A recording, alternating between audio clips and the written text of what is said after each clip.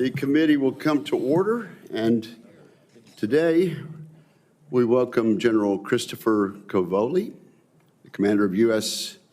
European Command, and General Michael Langley, the commander of U.S. Africa Command. I thank them both for being with us today. First of all, we meet today in the wake of the difficult news that we have been learning more about over the last few days. We've been saddened by the death of 4 American service members, and we now know the names of them all. They passed away in a tragic training accident in Lithuania, and so we recognize them and send our best to their families and friends.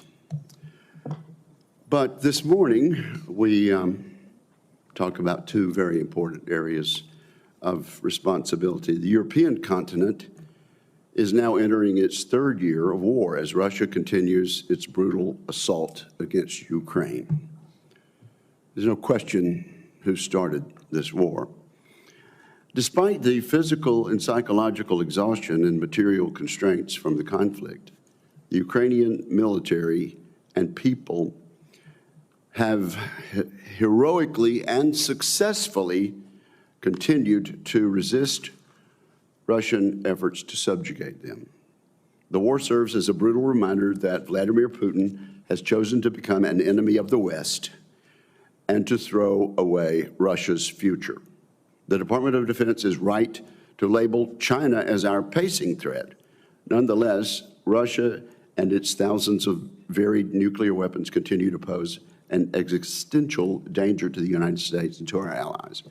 Moscow's military aggression sows uncertainty and threatens vital U.S. interests every day, as Europe remains by far our largest trading partner and source of investment in the United States. The war in Ukraine has exposed the Russian army's weakness, but it also has shown that Russia can adapt to changing circumstances and can endure heavy cost. The Russian industrial base, aided by China, North Korea, and Iran, has demonstrated its ability to sustain Putin's army. Russia would likely use any pause in fighting to reconstitute its military. I say all this to make a simple point. We cannot wish away the Russian threat. Despite Russia's aggression, there are some who believe now is the time to reduce drastically our military footprint in Europe. This is a viewpoint with which I disagree. I'm troubled that this deeply misguided and dangerous view is held by some mid-level bureaucrats within the Defense Department.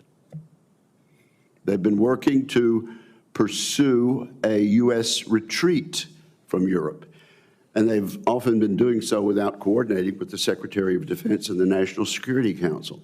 As I have said, Russia is now mobilized for permanent war. Withdrawing now would doom any hope of lasting peace in Europe. Right now, we have a unique opportunity in Europe. President Trump's leadership and the Russian threat have jolted Europe awake. Many nations have begun rebuilding their militaries. Our allies on the eastern flank, Poland, the Baltic states, and Romania are all spending much more than we are. Much more than we are. The United Kingdom and France are awakening. Even Germany shows signs of stirring. NATO should be led by the United States, but Europe should shoulder most of the military burden.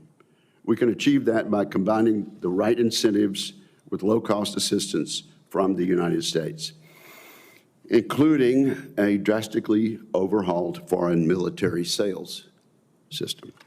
To build that NATO, we must maintain our current posture, which will serve as a bridge to the planned buildup of combat power by our European NATO allies. After 3 years of war, we probably should make some posture adjustments, including moving forces east. But we must maintain a strong military posture in Europe overall. Failing to do so risks tempting Russian adventurism before our European allies have been able to ramp up their forces fully and their capabilities. The Chinese Communist Party views its competition against the United States as a global project. To China, the continents of Europe, Asia, South America, and Africa are all critical in Xi Jinping's unprecedented global military expansion. In particular, Beijing has been active on the African continent. In Djibouti, China's naval base has grown substantially. It's now capable of hosting China's most advanced naval vessels and serving as an intelligence collection outpost against American and allied forces in the entire region. China is also actively pursuing a naval base in Africa's western coast, the Atlantic coast, which would provide an enduring foothold along the Atlantic Ocean. According to General Langley, this would, quote, change the whole calculus of the geostrategic campaign plans of protecting the American homeland, unquote. Russia also has designs on the African continent. In destabilizing, its destabilizing strategy is to trade security assistance for access to Africa's abundant natural resources. This would help fund Vladimir Putin's malign activities around the world. At the center of Putin's Africa strategy is Libya, which serves as Russia's key logistical node and enables its activities across the continent. I look forward to General Langley's assessment of Africa's importance to Vladimir Putin's strategic objectives, as well as his description of what's being done to counter Russian efforts, particularly in Libya. We cannot ignore the enduring threat posed by ISIS and al-Qaeda in Africa. Without sustained pressure, these vicious terrorists will reconstitute and continue to threaten America. President Trump was absolutely right to approve strikes against ISIS leadership targets in Somalia in recent weeks. Our adversaries view their fight against America as a global fight. We see their efforts playing out across Europe and Africa in particular. Now is not the time for an American withdrawal from these theaters. We cannot allow the Chinese Communist Party and its partners in Moscow, Tehran, and Pyongyang to overcome us strategically or to erode the ability to protect American interests around the world. So we have a lot of important topics to talk about today. I look forward to hearing our witnesses address these and many other concerns during this hearing, along with my friend, the ranking member, whom I recognize right now. Well, thank you very much, Mr. Chairman, and let me begin by adding my condolences to the families of those soldiers who perished in Lithuania. General Cavoli, General Langley, welcome. Thank you both for appearing today. I'd also like to take a moment to recognize that this will be the final hearing before the committee for each of you before your well-deserved retirements. No. Yes. For 4 decades, well, we could change that. Well, for 4 decades, you have stepped forward time after time to lead American service members, including in combat, and through historically difficult challenges. You have made the United States safer. You have made our forces in Europe and Africa stronger. On behalf of this committee, thank you for your distinguished service to our nation. Congratulations to you and your families on your pending retirements. For more than 3 years, EUCOM has been the backbone of the international effort to support Ukraine in its war of survival against Russia. EUCOM has enabled the Ukrainians to succeed on the battlefield while sending an unmistakable message to America's adversaries around the globe. However, in recent months, the position of the United States has reversed. The Trump administration has repeatedly shown disrespect and contempt for NATO and our European allies. The Trump administration has begun negotiating with Vladimir Putin, but has surrendered much of our strongest leverage for nothing in return. As the administration seeks to negotiate an end to the war, I would point out that Russia is not in a strong position. Putin has sustained staggering costs in Ukraine, including more than 200,000 soldiers killed and hundreds of billions of dollars of military equipment and weapons destroyed. Russia has even turned to North Korea for reinforcements. In addition, Russia's closest ally in the war, Iran, is weaker than it has been in decades due to recent Israeli and U.S. actions. In contrast, the Ukrainian military continues to hold its ground and to display impressive innovation on the battlefield, and the Ukrainian people remain resolute in the face of daily Russian brutality. I would argue that there is never a time to appease Putin, but it is certainly not now.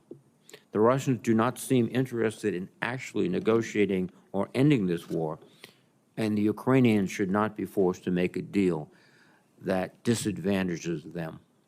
General Cavoli, you have testified in the past that Russia is, quote, a chronic and growing threat to U.S. interest. I would appreciate your assessment of the war in Ukraine and your views on future U.S. military activities and investments needed in the EUCOM area to uphold our steadfast commitment to collective defense and America's security. In Africa, our adversaries are focused on building trade relationships while seizing influence from us. China's military ambitions on the continent are no secret, from their growing presence in Djibouti to the more than 100 seaports that have been constructed, financed, or operated by Chinese state-owned enterprises and could be used as dual use for future military contingencies. Russia has expanded its military engagement in Africa also, including by restructuring the Wagner Group's operations under an umbrella organization called AFRICOM, an historic irony of great proportions. They want to expand the reach of the Russian private military enterprise across the entire continent. Russia is also investing heavily in disinformation campaigns across the continent to spread anti-Western movements, undermine democracy, and promote Russian-backed authoritarian leaders, especially in regions like West Africa. It would seem that America's competitors recognize that to neglect Africa is to invite long-term strategic peril. General Langley, given these challenges, AFRICOM must continue to explore new methods to maintain U.S. security interest in the region. To do so, it is important that your command receives the resources it needs to maintain engagement and increase situational awareness across the continent. I would appreciate your thoughts on the wide-ranging set of challenges and what your command needs to best address these challenges. As we know, economic and political stability is essential for any partner nation anywhere in the world. For decades, we have relied upon our State Department diplomats and the U.S. Agency for International Development, or USAID, to develop deep, lasting relationships that can outlast China and Russia's economic coercion. Indeed, until recently, AFRICOM had a senior USAID officer within the command who served as the senior development advisor and reported directly to the commander. I'm deeply concerned that our soft power leadership in Europe and Africa has been badly crippled over the past several months. General Cavoli, General Langley, I would like to hear your perspectives on the critical importance of diplomacy and developmental tools to achieve our national security objectives, and how our competitors have sought to capitalize on the withdrawal of USAID from your regions. Finally, I would highlight recent press reports that suggest President Trump may soon remake the entire U.S. combatant command structure, including dismantling AFRICOM and merging it under EUCOM. This would be a mistake and, I believe, a harmful decision. Gentlemen, please provide your assessment of the harm to the U.S. vital interests if we reduce our engagements in Europe and Africa and the opportunity that would provide for competitors like Russia and China. Thank you again for your service, for your leadership, for your sacrifice, and thank your families also. Thank you, Mr. Chairman. Thank you, Senator Reed. Which one of you wants to go first?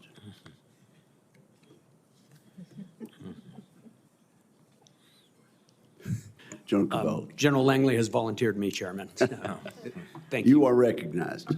Chairman Wicker, Ranking Member Reed, distinguished members of this committee, it's an honor to be here today, along with Sergeant Major Rob Abernathy, to represent the men and women of U.S. European Command, and it's a privilege to be here sitting beside my friend, General Mike Langley. Chairman, thank you, and Ranking Member Reed, thank you for your condolences regarding our soldiers who were tragically lost. They have all been recovered. I would like to take a moment to salute the American leadership there, from General Donahue to General Taylor to General Norrie, all of whom have done a fantastic job. I would also like publicly to thank our Lithuanian allies and our Polish allies who left no stone unturned to help us recover those soldiers and who bent over backwards to give us every single thing we needed. The Minister of Defense of Lithuania was on site every single day to make sure that her country was giving us what we could. If we did a repatriation ceremony today, bringing the soldiers out, the streets were lined with Lithuanian citizens expressing goodwill and alliance with us. And I would commend that video clip to any member of this committee or any American, and I thank them. Before I begin, let me thank the committee, of course, for all your support to our service members and our mission over the years that I have served here. So we continue to face a very historic time in the European theater. Russia's war in Ukraine, now in its fourth year, has revealed Russia to be a chronic threat, and we see in the future it will be a growing threat, one that is willing to use military force to achieve its geopolitical goals, and is today actively waging a campaign of destabilization across Europe and beyond. Further exacerbating this threat from Russia are the deepening partnerships among our adversaries, Iran, the Communist Chinese Party, the DPRK, and Russia itself, and these are increasingly posing a global risk. But U.S. EUCOM and the NATO alliance have arisen to the challenge. NATO deterrence has held. War has not spilled into NATO territory. With support from a broad international coalition, U.S. European Command led the charge in helping Ukraine. We established Security Assistance Group Ukraine, now commanded by Lieutenant General Curtis Buzzard. And for 38 months of this war, SAGU has delivered critical munitions, arms, and equipment from the U.S. and our allies to the Ukrainians. These efforts have been indispensable in enabling the Ukrainian armed forces, and they have empowered them to mount a courageous defense. And now NATO has taken up this task as well, establishing in record time an organization to take over much of SAGU's mission. The threat of war has also led the NATO alliance to embark upon an historic campaign to fundamentally overhaul and modernize its military capabilities. After years of underinvestment, too many years, our allies are finally optimizing the alliance for high-end war fighting. And within NATO, we now have the plans, the command and control, and increasingly the forces, and we have the focus to meet that mission. And while there's still much to do, our allies are investing at a rate we haven't seen since the end of the Cold War, a 40% increase in spending since February of 2022. And throughout this intense and challenging transformation, the presence of U.S. EUCOM forces has been essential to the alliance's modernization efforts. We've converged U.S. headquarters with NATO command structures. We've increased combined training and exercises, and we've been accelerating European modernization and readiness. Through U.S. leadership, we are laying the groundwork for European leadership, and thus for more years of peace and prosperity for the United States of America. It's a long road ahead, and a sustained vigilance and pressure will be required, but we will get there. This has been to protect vital U.S. interests. Our strengthened allies will increase our strength, and our deep relationships give us the access, the basing, and the intelligence necessary to do this. The first line of defense of our homeland begins in EUCOM, where our naval forces prevent Russian submarines from breaking out into the Atlantic. U.S. ballistic missile defense of Israel starts with EUCOM ships positioned in the Eastern Mediterranean. And it's our job in EUCOM safely to evacuate Americans from the Levant. We are America's force forward in the world. So as the chairman and the ranking member noted, ladies and gentlemen, this is my last annual testimony to you as I'm closing 38 years of service this summer. It's been really the honor of a lifetime to serve with our brilliant service members during these historic times. I continue to be inspired by their commitment to our nation's forward defense. And I thank you, the Congress, for your unwavering support to our servicemen and women, to their well-being, and to their vital mission. America is the greatest country in the world, and it is in large part because of our armed forces, which are the finest in the world. I look forward to your questions. Thank you very, very much, General. General Langley. Chairman Wicker, Ranking Member Reed, distinguished committee members, it's an honor to appear here today representing the outstanding service members civilians, and families of United States Africa Command. As I get closer to the end of my tenure of command, I remain in awe of the character and capabilities of the men and women willing to serve our nation. Our team of soldiers, sailors, Marines, airmen, guardians, and civilians perform valiantly, and I'm honored and proud to serve with them. Point be known, America remains in good hands. I'm proud to testify with my good friend, General Chris Cavoli, the Supreme Allied Commander in Europe and the Commander of the United States European Command. I'd like to extend my gratitude for his steadfast cooperation. As you know, EUCOM and AFRICOM share service components, and every day our teams are coordinating to solve some of our nation's toughest security issues. Also joining me today is a key member of the AFRICOM team, my command senior enlisted Sergeant Major Michael Woods, United States Marine Corps. His 32 years of experience provide me with the critical insight needed to understand the operating environment.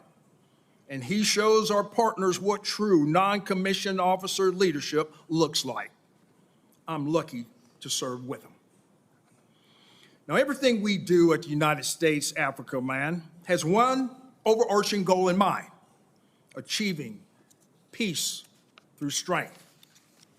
Now, this requires three things: a clear understanding of national security threats, a robust and dependable network of like-minded allies and partners, and appropriate resourcing to match military requirements. Now, as I've said in previous testimony, Africa remains a nexus theater from which the United States cannot shift its gaze.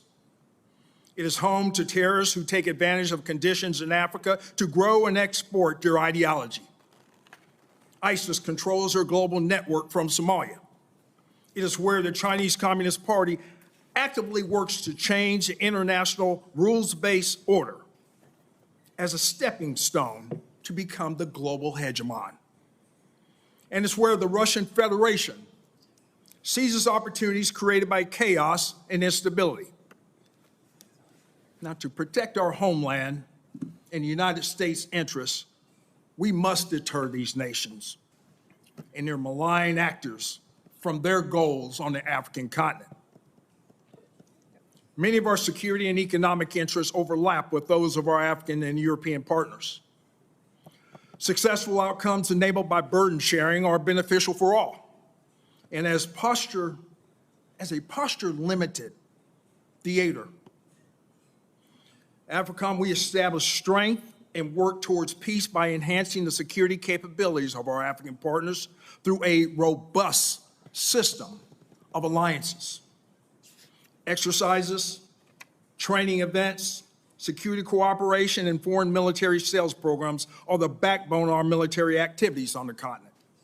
Through these activities, our forces lead by example with a warrior ethos and stand by our partners and enhance trust in the United States military. So the United States Africa Command seeks to match these capabilities with the current and emerging threats to ensure the security of our forces while advancing American interests. Intelligence, surveillance, and reconnaissance aircraft, crisis response forces, counter-unmanned aerial system technology, and integrated air missile defense platforms are critical to accomplish our mission. Ladies and gentlemen, I welcome your advocacy in ensuring that the necessary tools are in AFRICOM's hands. Thank you for giving me the opportunity to be here today, and I look forward to your questions. Well, thank you both for your excellent testimony.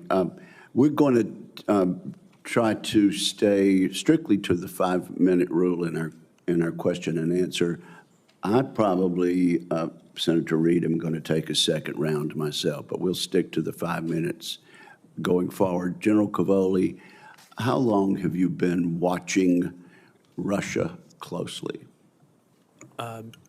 Chairman, I began my Russia specialty in 1995 when I spent a year at the Defense Language Institute learning to speak and read and write the language, and I've paid attention to it and worked in jobs associated with it ever since. You're So not 30 years. you're not only conversational, but fluent in Russian, is that correct? I have always maintained that rating. Yes, well, give us your assessment now, first of all, of what we have learned, what our military has learned during this 2.5 years of conflict in Ukraine. What have we learned about Russia's military, where are they now, and Ukraine's military capability and where they are now? Chairman, we've learned an awful lot. First of all, I should point out that early on in the conflict, all of the services and the Joint Force established a variety of cells and organizations deliberately to study the lessons of the conflict. And we've had everything from publications about it to seminars on it at a classified and unclassified level. And we have learned an awful lot. Some of the things that we have gained as a military are well, they're technical, they're procedural, and they're sort of large-scale operations focused. So technically, for example, we have learned an awful lot about Russian measures and countermeasures and how to counter countermeasures, a lot of technical stuff. We've seen a lot of growth in both the Russian capability and the Ukrainian capability in electromagnetic warfare, electronic warfare, and we have learned from that, and we have modified many of our procedures. I think you're familiar with the U.S. Army's Transformation and Contact Initiative. That is really based on lessons learned from Ukraine. As a short example, our use of drones has changed deeply across the Joint Force. Before this conflict in the U.S. Army, for example, we had very few but large drones associated with large units. Now we're proliferating smaller drones to smaller units and having a larger number of drones in lower and lower hands. Fundamental change in the way we're doing business. There are many, many other technical and tactical lessons we've learned. At a meta level, sir, I would say some of the big lessons we've learned are about scale. The scale of this conflict is just awe-inspiring. Thousands of tanks destroyed on both sides. The Russians have lost more than 4,000 tanks, which is the inventory almost of the United States tank corps. So the need for replacement, for depth of magazine, for resilience, all these are lessons that we're learning, and I believe the services are programming it as the years go forward. So we've learned a lot. Before you continue, in February of 22, we would not have dreamed of such a loss from Russia of tanks, would we? We would not have. I did not anticipate the war to go this long, and I did not anticipate Ukraine to be able to destroy so much of Russia's warfighting capability. I hope I didn't break your train of thought, so continue. No, so as we watch the Russians, we see that their level of skill in some technical areas is very high and is evolving during the course of the war, but it's mainly isolated in specific pockets. It does not appear to be generalizable across the force, and overall, the quality of their force, especially their ground force, has been decreasing throughout the conflict. On the Ukrainian side, we see sort of the opposite. We see a military that started pretty much from an almost cold start. We had been helping them before the war, but not at the scale we began to after the war, and they've evolved and developed very, very quickly. So we've learned a lot about institutional adaptation from watching both sides as well. If we or our NATO allies had to face Russia ourselves in a conflict, because of what we learned, would we be exponentially better off today because of the lessons we've learned in the last 2.5 years? Oh yes, Chairman. Thank you very much. Say a word or two in half a minute about the Russian economy. So the Russian economy has been both bolstered and distorted by this war. Specifically, the Russian government has had to turbocharge their defense sector. And in so doing, they have created a very strong inflationary pressures throughout the economy, but especially in the civil sector. They've responded to that with high interest rates to hold inflation down, The central banker, Elvira Nabiulina, has the overnight rate, the prime rate is over 21% right now. That is choking off the viability of the civil economy. So one has a huge oversized defense sector, but an anemic civil sector. And that defense sector, as you know, Chairman, is not a productive not a productive economy for the nation. It's productive for the fighting of the war, but beyond that, it has pretty much swamped things out. It appears that it will be very difficult to unwind such an imbalance, and we'll need to consider that as we go forward. Thank you, sir. We'll continue this conversation. Senator Reid. Thank you very much, Mr. Chairman, and thank you, gentlemen. General Langley, the presence of the United States on the African continent is not significantly military. In fact, we don't have any troops there at all, but we do have, until recently, a State Department and a USAID presence. Can you indicate to us how valuable that presence has been to you?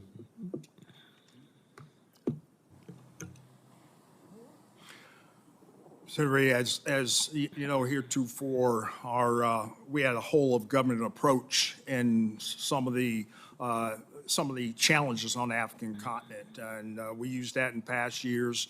Now, given that USAID and a number of capabilities are being folded under the State Department, we continue to look at ways to be able to leverage that in U.S. government pressure on especially our competitors in achieving our strategic goals.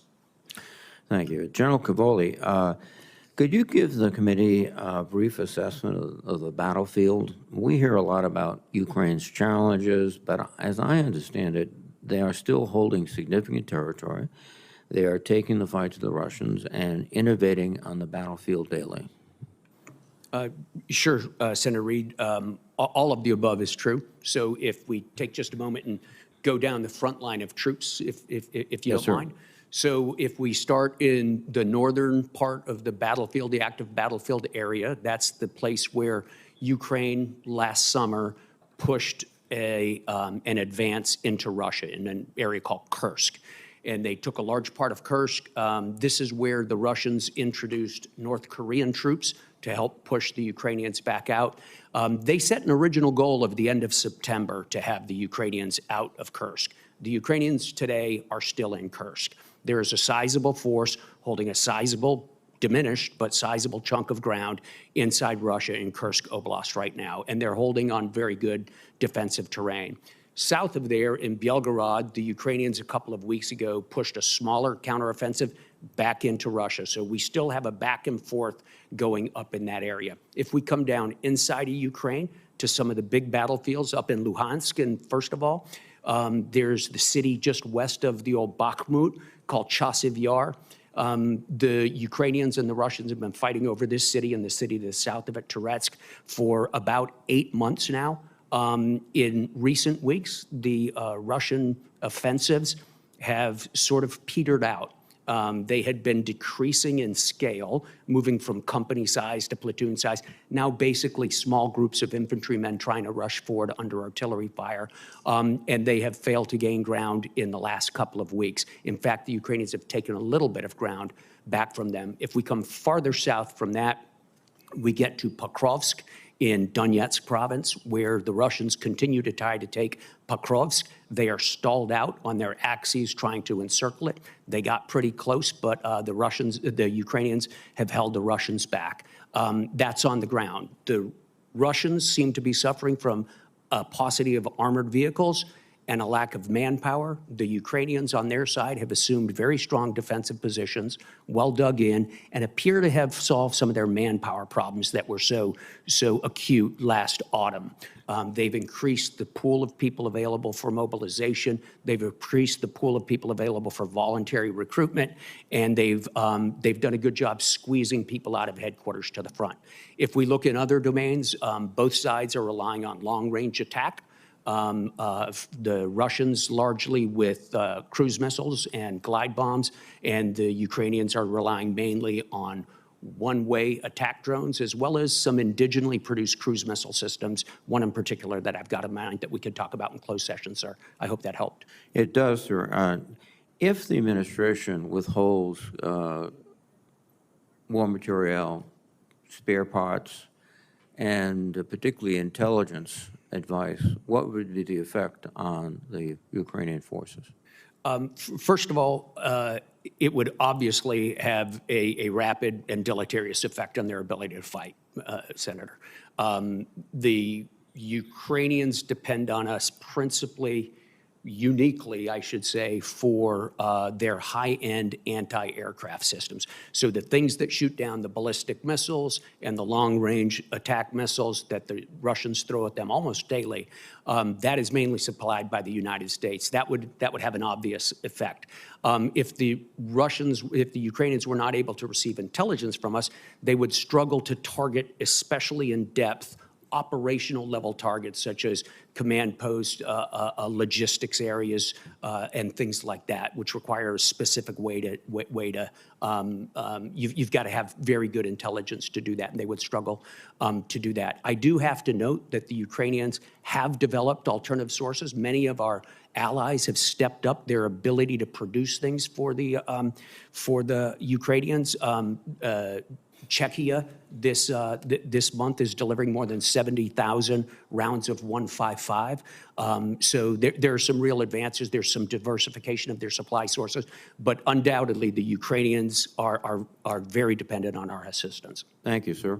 Thank you, Senator Reid. Senator Fisher. Thank you, Mr. Chairman. General Langley and General Cavoli, thank you both for your many years of service to this country. General Cavoli, you serve as both the commander of the U.S. European Command and also as the Supreme Allied Commander of Europe. That means you are responsible for the overall command of NATO military operations and forces, including the United States nuclear forces that are deployed to those NATO countries. NATO is a nuclear alliance. Our deterrence strategy has worked for over 75 years. Having an American serve as Supreme Allied Commander of Europe has been a key part of that strategy. General, can you at this level of classification walk us through how command and control of U.S. nuclear forces in Europe works today, including your role? Absolutely, Senator. So to keep it at a very open level, the United States guarantees, has always offered a certain amount of nuclear force to NATO to be employed by SAC here. So we have some nuclear weapons that in a conflict, upon the agreement of the United States and the rest of the nations, would be turned over to SAC here to be delivered by a variety of nations who are involved in this program, all of them NATO nations.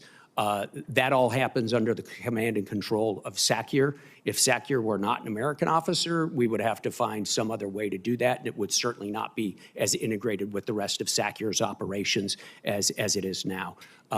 So, yeah, I basically, as the American commander, have those weapons in my possession, and at the time of need, as instructed, I would pass them to myself as the Supreme Allied Commander to employ in accordance with the 32 nations. It sounds to me like the way the command works right now, we don't have a middleman involved in this. It would be you as an American commander in consultation with the president, the commander-in-chief, who could, I believe, more easily and also with more knowledge make decisions affecting the use of our nuclear weapons. Is that, would you say that's correct assumption Yes, on my part? That's correct, because I am able to rehearse these procedures, both in the American system. I work very closely with General Cotton, for instance, from U.S. Stratcom.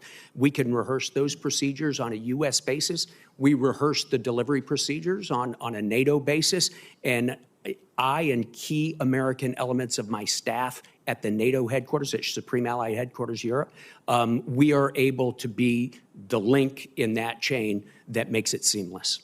Thank you. The GIUK gap, sir, it's always been a critical maritime choke point, but it has recently grown in its strategic importance to NATO in light of the increase we're seeing with Russian submarine patrols in the Atlantic. What do you see, General, as the largest challenges with respect to the GIUK gap? The biggest challenge is there, ma'am, at an unclassified level, just the quantity of stuff we have, the quantity of equipment and the quantity of forces we have available to monitor the underwater activity there and to counter it. It's important to understand that the U.S. has a unique role here. We have capabilities that our allies do not have. They have capabilities in numbers that we need to augment ours, so we work very closely together. But the U.S. component of those efforts is absolutely fundamental. Thank you, General. General Langley, as we're considering Africa under your command, we have seen, I believe, an increase with the Chinese presence on the continent, economic developments, military activities, investments on the continent. Do you see, or what would you see as the greatest concern to U.S. security and also to regional stability in the area with regard to the actions that we are observing with the Chinese? Sir, I see 3 lines of operations by the CCP. One, from geostrategic and their basing initiatives. As you well know, Dorley in Djibouti is their first start, and as the chairman talked about in his assessment. Then also other basing initiatives across the continent of Africa. Then their geopolitical line of effort in trying to dislodge the overall leadership in their quest to be the regional hegemon, as we start to look at their activities in the UN and trying to get geopolitical advantage over the West. And then also geoeconomic. They treasure critical minerals. They need those critical minerals, not only for their defense industrial base, but also for their greater industrial base. Those lines of efforts are what we're watching closely because they want to be the global hegemon. Okay. Thank you very much. Thank you, Senator Fisher. Senator Shaheen. Thank you, Mr. Chairman, and thank you to General Cavoli and General Langley for being here this morning and for your many years of service to the country. I want to follow up on Senator Reid's question about USAID's presence in Africa, or lack thereof, now that this administration has closed down virtually all of the operations in Africa. This is the fastest growing continent in the world. It is a place where we're seeing increasing incursion by the Chinese, as you pointed out.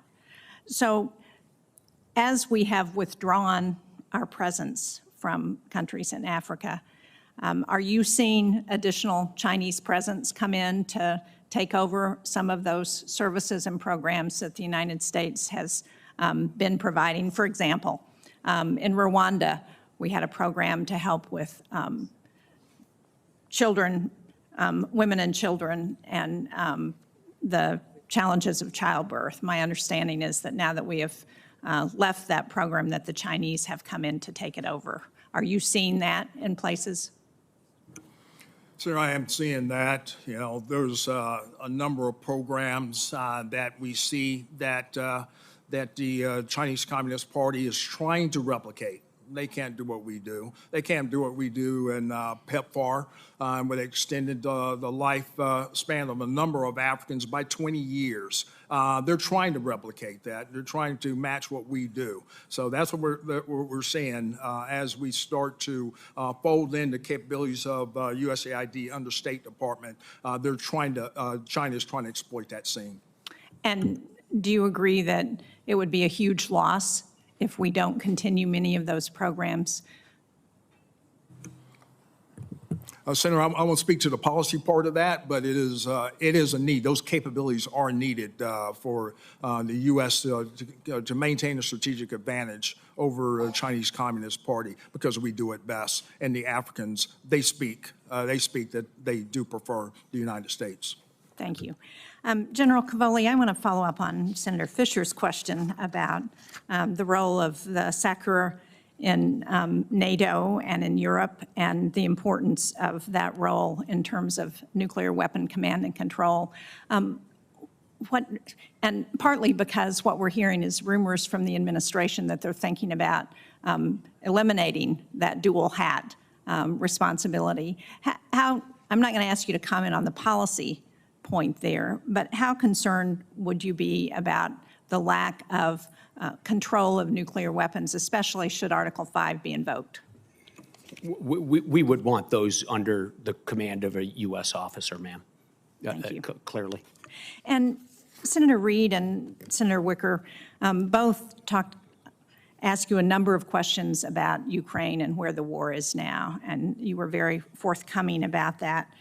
As we look at potential negotiations on trying to end that war, what is the best leverage that we can have with Putin and Russia in terms of positioning Ukraine to be able to come to a negotiating table with a position of strength? Senator, I'd hate to try to insert myself into the negotiation process, which I'm not a part of, but I do think. Right, I'm really asking for your military. So continuing to assist Ukraine on the battlefield daily, I think, is very important. Continuing to enlist not just the material assistance, but the unity of our allies in this effort to support Ukraine, I think, is also an important function to be done. I'll leave it to the administration to determine how to achieve leverage against the other side. Thank you. And as we talked briefly on the way in about the situation in the Western Balkans, and particularly in Serbia and in Bosnia-Herzegovina, while Mr. Dodik has left the Republic of Srpska for the time being and is in Russia, can you speak to the ability of the EUFOR mission there to be able to take over should there be any outbreak of violence? And then also, if you could address KFOR and Kosovo and Serbia as well. Sure, Senator. So with regard to Bosnia, yeah, good and bad that Mr. Dodik has left the scene for a little bit. We're working through that day by day. As you know, the Operation Althea, the EU mission, the one step above commander of that is, for the EU, is my vice chief of staff, a French 3-star named Hubert Cottereau. So we talk about, his office is about 10 feet from mine. We talk about this every single week. We feel comfortable with the level of forces they have available now. I'm grateful to France especially for responding quickly with unpreviously committed forces to help. Last summer, they sent the Charles de Gaulle and 2 parachute battalions to show force in the area. So I think we're in a pretty good place there. I think Hubert and the EU know the various ways things could spiral up there, and we can handle that. From the US EUCOM side, I do meter in and out training forces, our forces to train, who, while not operational, certainly have a stabilizing effect as they go in and out. Kosovo, as you know, KFOR remains on the ground, 4,300 soldiers on the ground right now, of whom less than 600 are American. That is a place where our Italian and allies have really been carrying a lot of the weight. We have had reserve forces deployed in there to handle the elevated tensions for about a year now. We're expanding the size of the permanent force in order to relieve those forces, those reserve forces, and I believe we'll come to agreement on that very quickly and get that source. The key nations really involved there are Italy, Turkey, the United Kingdom, and Hungary, who have been extremely responsive with their reserve forces. Thank you. Thank you very much. Thank you, ma'am. Thank you, Senator Shaheen. Let me observe I'm doing a poor job of enforcing the 5-minute rule. But General Langley, let me just follow up for a moment. As we dial back USAID in Africa, China's not dialing back the Belt and Road Initiative anywhere in Africa, are they? Chairman, China is responding by trying to replicate what capabilities USAID was very successful across a number of years. They're trying to replicate that, whether it's in health diplomacy or any development type programs. They're trying to use that as extension of the Belt and Road Initiative to gain favor by the African countries. And they, would you say it's not principally altruistic on the part of the Chinese communists? Chairman, I'd say that they've made some missteps in the last couple of weeks, especially in Zambia with that spillage into the river that affects 5 million people.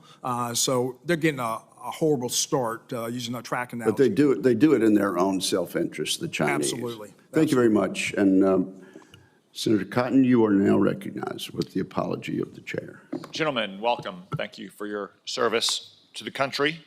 I know you'll be sad not to get to come here and testify in front of the committee anymore after today. General Cavoli, in his first term, President Trump withdrew the United States from the Intermediate Range Nuclear Forces Treaty. Finally, after years of Russian cheating with impunity, that's allowed our military to develop longer-range missiles. The Army has been developing the long-range hypersonic weapon, a ground-launched missile that has a range of up to, well, it has a long range, I'll put it that way. It appears that the Army's first multi-domain task force in the Pacific is slated to get this weapon first. Do you see a role for the long-range hypersonic weapon in EUCOM? I do, Senator Cotton. I think it would be very useful. I think coming out of the INF Treaty was a very important move, and it's one that we now should capitalize on in all the relevant theaters. The Army's multi-domain task force long-range fires battalion is the real key component. It's got several systems in, as I think you know, and there is a move to, there is a request out there to place one of those in Europe that I could get into in closed session in detail with you if you'd like, sir. Okay, thank you. General Langley, the Trump administration has conducted multiple airstrikes against al-Shabaab targets since taking office. What's your current assessment of the threat that al-Shabaab poses to our national interest and specifically to the U.S. homeland? Senator, al-Shabaab is especially a heightened terrorist threat, namely because they're colluding with the Houthis across from Yemen. And so we're watching that closely. The President and the Secretary of Defense has given me expanded authorities. I can talk about those details as far as expanded authorities, but I will say we're hitting them hard. I have now had the capability to hit them harder. Okay, al-Shabaab is in the Horn of Africa on the East Coast. There's obviously other terrorists operating throughout Africa associated with al-Qaeda or the Islamic State. What's your assessment of the threats that all those terrorists on the African continent pose, and again, specifically pose to the U.S. homeland? Senator, left unchecked, they will have a direct threat on the homeland, whether it's just their networks or even their ideology. We remember 1 January 2025, what happened in New Orleans. Still, there are some that have been indoctrinated by this false ideology of Islam. Okay. General Cavoli, coming back to you, outside of your AOR, but I think perhaps with some follow-on effects, the Assad tyranny fell late last year. That has imperiled Russia's access to its naval base in Syria. There have been reports that Russia is looking to replace that base elsewhere in the Mediterranean, including potentially in Libya. How do you assess the situation in the Mediterranean and Russia's access to the Mediterranean since the fall of Assad? Senator, they've suffered a big loss. They've suffered the ability to maintain sustained maritime operations in the Eastern Mediterranean. It's much more difficult for them now. They are searching, and I'll let Mike talk about this if you'd like to, sir. They're searching for alternative basing to replace Tartus, which they've mainly lost on the north shore of Africa. They've failed so far to achieve a long-term agreement for a major base. So this will be significant. It's significant not only because we have a reduced presence of submarines, Russian submarines in the Eastern Mediterranean now. It's also surface vessels that find it harder to do sustained operations. And finally, it's much more difficult for Russia to sustain the operations, both overt and covert operations that they're doing in Africa without those bases. And the Alliance and US EUCOM are both taking actions to try to make sure we keep them boxed. General Langley, anything to add? Yes, Senator, I watched Maghreb closely. Russia does have initiatives because that is NATO's southern flank, from Morocco to Algeria and even Tunisia and Libya. I engage with them closely for shared objectives of denying the militarization of NATO's southern flank. Okay. Thank you, gentlemen. Thank you, Senator Cotton. Senator Hirono. Thank you, Mr. Chairman. And my thanks to both of you for your decades of service.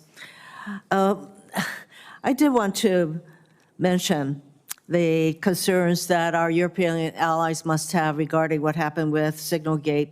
So U.S. officials, including Vice President Vance and Secretary of Defense Hicks, said this is for General Cavoli, used Signal to communicate classified Yemen strike plans, putting the lives of our service members at risk. And in addition to sharing classified material on an unsecure network, the Vice President and Secretary of Defense spoke contemptuously about our European allies. I think both of you very much know how important our allies are and how important it is for us to continue to strengthen our relationships with our allies. So it certainly doesn't help when we have our leaders in an unconscionable way of being contemptuous of them. General Cavoli, do you think sharing operation plans on unclassified systems puts our warfighters at risk? Ma'am, we have protocols to handle classified information. We adhere to them to the extent that we're capable. When there's a failure in that, we, of course, investigate it. Answer is yes? Yeah. Have you heard from our European allies? Have any of them indicated to you their concerns about the security breach on our part?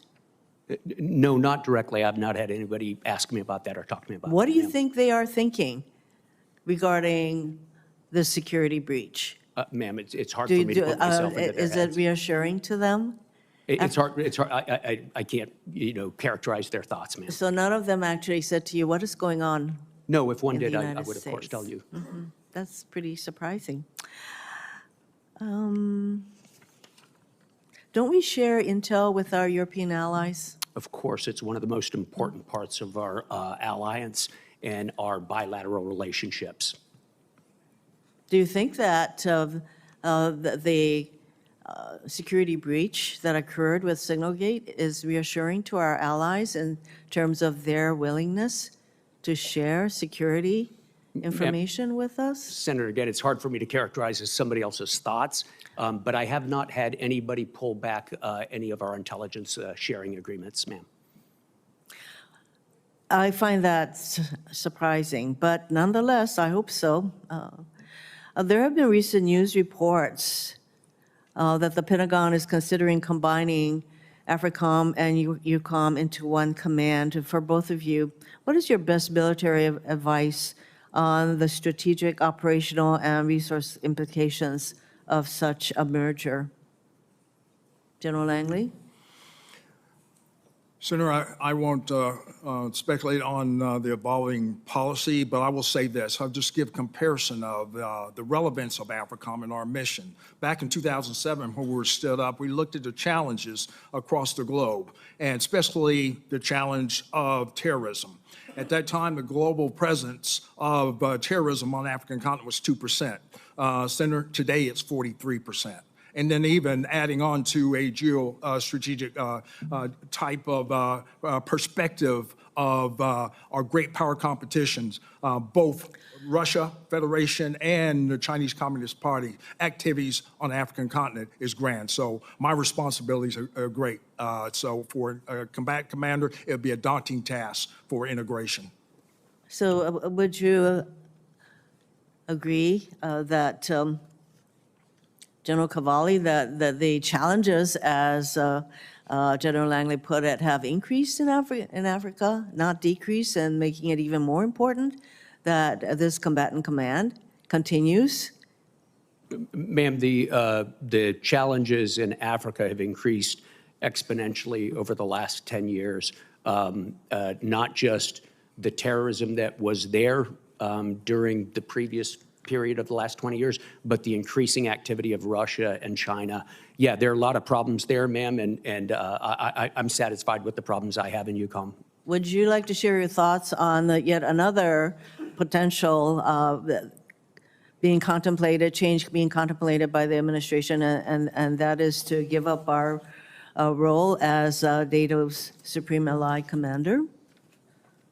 Yes, ma'am. I think that would bring some challenges in terms of nuclear command and control. It would put us in a position where in an Article 5 situation, we could have, for the first time since the First World War, large numbers of American troops under non-U.S. command. So I think those are things that would have to be considered carefully. Giving up this command, in fact, could really endanger our national security. That's what I hear you saying. Thank you, Mr. Chairman. Thank you, Senator Horonos. Senator Rounds. Thank you, Mr. Chairman. Let me begin by just thanking both of you for your service to our country and to your families. We sometimes forget about the sacrifice they make when you are away, and we most certainly appreciate all of that. And once again, we appreciate what you have done and continue to do for this country. General Cavoli, our missile defense systems protect not just the U.S. homeland, but our deployed forces overseas, for example, in Europe and in the Middle East. Does EUCOM make use of any of the systems which require the use of the 3.1 to 3.45 gigahertz band of the spectrum to fully operate? And I'm just curious, this is something that I've asked every four-star uniformed officer as they've come before us, because there has been an attempt most recently to take away the exclusive use by the Department of Defense for the use of that part of the spectrum and literally to sell it for commercial purposes. Huge amounts of activity with regard to some of the best physics in the world for radar and so forth are found in there. Can you share a little bit about what EUCOM does and whether or not it would impact any of our capabilities in Europe? Yeah, we sure do use it, Senator. We use it principally in our air and missile defense systems, as you pointed out, which are part of the system that protects the United States homeland from ballistic missile attacks. So more than that, I could go into in classified session, but it is a source that would have to be worked out if we lost access to that bandwidth, yeah. Yeah. Are you familiar with some of the physics involved in why we picked that particular part for our radars and so forth? I would never volunteer just how familiar I am with physics, but yes, a little bit. Okay. Just with regard to that, I mean, there is a reason why that particular part of the spectrum is being so closely protected by the Department of Defense. Is that fair to say? There is. Thank you.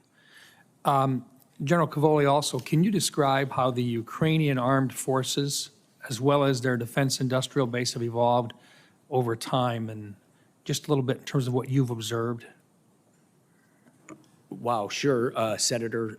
So in 2014, I was a one-star commanding our training enterprise in Germany and throughout Europe. And in 2015, I was given the task to help to set up a training center in Western Ukraine for the Ukrainians as a response to the invasion and the annexation of Crimea that had taken place in 2014. At the time, they were, a hand-to-mouth army that was tied in a tight fight in their eastern area and had suffered from 30 years of post-Soviet neglect. They were in tough shape. Between then and 2022, they managed, while maintaining a fight in the east, they managed to convert themselves into the force that was able to stop Russia. This came with a number of important decisions from the United States, specifically an increase in aid and the initiation of lethal aid, the donation of javelins. I believe it was in about 2016 or 2017 we gave that. Since then, you know the trajectory, sir. They went from being basically Minutemen with javelins stopping a Russian invasion to being an organized force that is increasingly able to generate force in a reliable and predictable fashion. Very difficult to do, especially on the fly. It's taken a couple of years to get it going. And they've developed a defense industry that is producing many of their own munitions right now. In fact, I would say they're the world leaders in one-way attack drone technology. Interesting. As you've watched this and observed this, you've watched what Russia has done as well. What would be your assessment of how Russia would react to a conflict between the United States and China? I think clearly whatever the United States does in the world, Russia will find a way or will look for a way to turn the situation to its advantage and to seize opportunity. So depending on the exact parameters of a conflict with China, exactly what the conditions were, I would expect Russia to try to take advantage of that either in the information domain or even physically. Would it be fair to say that if we found ourselves in a theater conflict in the Pacific Rim region, highly strong possibility that we'd also find ourselves in a conflict in the European theater as well? Or other theaters as well, yes. Thank you. Thank you. General Langley, I did have questions for you, but I will put them in the record. I thank you for your service as well. Thank you, Mr. Chairman. Thank you very much, Senator Rounds. Senator King. Thank you, Mr. Chairman. Based upon the testimony this morning, I'd like to move we extend the terms of these two generals for another 4 years. Without objection. Sorry, fellas. The bad news is you get to tell your family. I have to point out, Mr. Chairman, that in the hour that we've been sitting here, investors in the United States stock market have lost $2.5 trillion, and I think that's something that should be noted. General Cavoli, it appears that the Russians and President Putin are engaged in what they consider a kind of waiting game, a grinding down in the conflict in Ukraine. Are the Ukrainians destined to lose? No, Senator. Thank you for the question because I think it's an important one. There's nothing inevitable in war. And the Ukrainians are in very strong defensive positions right now and are improving weekly their ability to generate force and to reinforce those positions. It is hard sitting here right now to envision a major Ukrainian offensive that clears everybody, out of every square inch of Ukraine. But likewise, it's very hard to envision Ukraine collapsing and losing that conflict. I do not think there's an inevitability to a Ukrainian loss. And a follow-up question, and you touched on this in answers to Senator Brown's. Describe the Ukrainians' evolution of their force over the course of this conflict. My sense is they've really gone, as I think you mentioned, Minutemen with a rifle to a really serious modern military force. Yeah, absolutely, Senator. So in the beginning, they had a certain number of organized brigades in the east. But what really kicked in was sort of volunteers who spontaneously came in, organized under officer leadership. General Syrski, north of Kiev, was key in stopping that advance toward Hostomel and then back out, pushing the Russians out of Bucha. They evolved from that. They consolidated that into Soviet-style brigades, which they were used to, with Soviet equipment.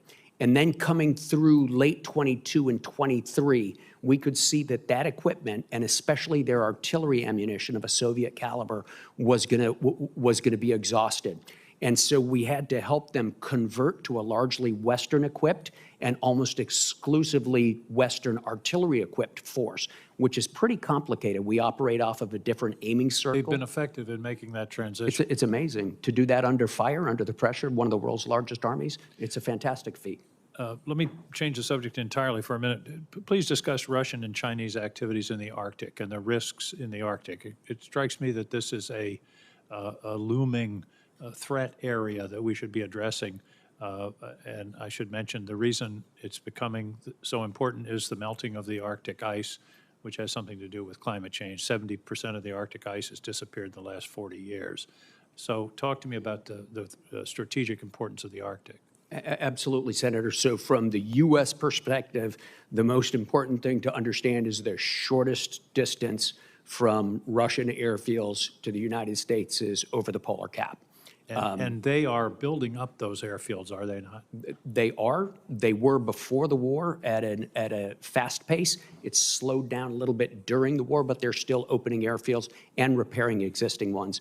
The other thing that comes out of the Arctic, sir, the Northern Fleet in Murmansk comes up, sails down through the GI-UK gap and breaks out, or tries to break out into the Atlantic, from which they can hold key U.S. targets at risk with sub-launch cruise missiles, among other weapons. So we should be paying particular attention to the Arctic as a new domain, if you will, of potential conflict. And I think we are.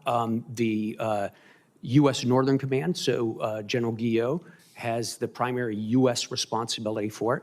But of course, Strategic Command also has activities up there. EUCOM has activities up there because so much of the Arctic is in my AOR. And NATO, of course, you know, almost all of the nations in the Arctic Council are NATO nations. The only one that's not is Russia. So we've recently been sponsoring tabletop exercises to make sure we understand the details of command and control and coordination of operations there. Thank you. General Langley, I'm out of time, but I'm very concerned about the rise of ISIS in the Sahel. That is a serious issue that we need to attend to, that we're talking about great power competition, China, Russia. We can't forget about terrorism. Is that correct?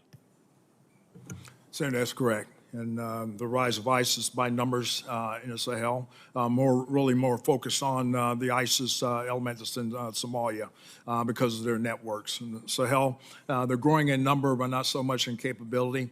But we are still engaged, especially in coastal West Africa, of like-minded countries to deter that from the outside in. Thank you. Thank you for Mr. Chairman. that yes or no question, Yeah, exactly. Senator King. Senator Ernst. Yes, thank you, Mr. Chair. And first, I want to express my condolences as well to the families of the four fallen, and as they begin their dignified transfer process, our hearts are with those, their family members, as well as the entire Third ID family. So General Cavoli, thank you for your respects to those family members. Let's just start and talk a little bit about leadership, because it has been brought up many times over. The situation that I believe is being contemplated between SACEUR and European Command. And you have expressed that you believe it is important to have American leadership in those positions. Is that true, General Cavoli? Ma'am, that of course would be a policy decision. I merely laid out the advantages and disadvantages of it from a military perspective. Thank you. From a military perspective, problematic. Thank you. I do believe it is important, and I'll paraphrase a little bit, but the Army definition of a leader is someone who inspires others to follow towards a common goal or objective for the good of the unit or the organization. And I would say, again, this is just me speaking, Senator Ernst, but I do think it is very important that America remains engaged on the world stage and that we exhibit that type of leadership in order to secure our own national defense. Would you also believe that, General Cavoli? I do agree with that, and I see it every day that our allies crave our leadership and are stronger with it, and they're stronger for us. Thank you. And General Langley, I shared a quote with you yesterday. It is, an American soldier is a hero standing still. And I looked it up. It is General Patton that gave us that quote. Can you talk, because you mentioned something about the convening, really the convening ability of our United States military. Can you speak to that, please? Yes, Senator. You know, as the Chinese Communist Party and even the Russian Federation are trying to encroach upon what we do as far as influence and cooperation with our African partners, they pale in comparison. You know, as evidenced by what we do in our conferences that we hold, or moreover, the exercises we have, whether it's Obigami Express. all those countries, a number of countries in the 40 plus, are always wanting to be part of it. Same thing as far as our Express series, and we get our maritime members because of the illicit activities that China is doing in IEU fishing. All those qualities and shared objectives gives us a convening power and influence on the African continent. There's no better type partner that the Africans can have in the United States. No, thank you for that. And I remember a story that was shared with me a number of years ago by a special operator that was in charge of a small tactical unit. And they were brought into that situation because there were many warring factions in this particular area. The French were there, a few other nations were there as well, but none of them could get along, and they couldn't come together in a cohesive, collaborative engagement. It took the Americans coming into that situation and providing leadership and guidance. And when that happened, all of those different factions were able to come together. So talking about Americans being a convening authority, I think is exceptional. It is true. So again, I will just stress how important I think it is that the United States remain engaged on the world stage and provide that leadership. We don't have to provide all the boots on the ground, but certainly I think American leadership is valuable. General Cavoli, I'll go back to you. In reference to the war in Ukraine and Russia, again, another story that I will share with you. When I deployed to Operation Iraqi Freedom as a transportation company commander, we occupied a base in Kuwait. We ran convoys through Kuwait and southern Iraq. On this subcamp in Kuwait, half was occupied by Americans. Can you imagine who would occupy the other half of that camp? You don't have to know this. The other half of the camp was occupied by Ukrainian soldiers. Why were the Ukrainians there? They were not part of NATO, correct? Can you guess why they were there? Probably because we asked them to be there, and they responded positively because of our leadership position in the world. Absolutely. And I share that story because so many people don't realize that the Ukrainians were there for us when we needed them. Those men, it was all men actually, the Ukrainian men that were there, their soldiers, they were route clearing engineers. I was a transportation company commander. I am very grateful that the Ukrainians were there for us. I can't imagine how many American lives might have been saved by those Ukrainian soldiers. So again, I apologize for going over, but I just wanted to stress that we do not operate in a vacuum. No matter where we are, our country is safer because we exhibit leadership and we have the convening power to bring many nations together. And I thank you, gentlemen, for all that you do for our great nation in so many different ways. God bless you both. Thank you, Mr. Chair. And thank you very much, Senator Ernst. Senator Kelly. Thank you, Mr. Chairman. I'd like to associate myself with Senator Ernst's remarks and echo them when I was in Ukraine just a few weeks ago. One of the messages I heard from their head of intelligence, General Budanov, and others, is if we stick with them, they will stick with us. Wherever we need them to be, they will be there. And when you consider that they're literally fighting for their survival and fighting for their lives, to express to me how important our relationship was and what it means to them going forward. I think we have a friend we can always rely on. But I am concerned about, over the last few weeks, the politics around this conflict have gotten us off track. But I'm curious, General Cavoli, from your perspective, friction between President Zelensky and President Trump, how do you feel our Ukrainian allies are handling this right now? And what concerns do you hear directly from them about our ability to support them? I just had members of the Ukrainian parliament in my office, and we were talking specifics. We're talking about ATACMS rounds, HIMARS, PAC-3 rounds for Patriots, AIM-120s, 155 millimeter artillery rounds, GPS, these systems. Can you just give me a summary about where you think we are with our support, and what can they, what do they need to continue this fight? Thank you, Senator Kelly. With me, my interlocutors, who are principally general officers or members of the Ministry of Defense, they're resolute.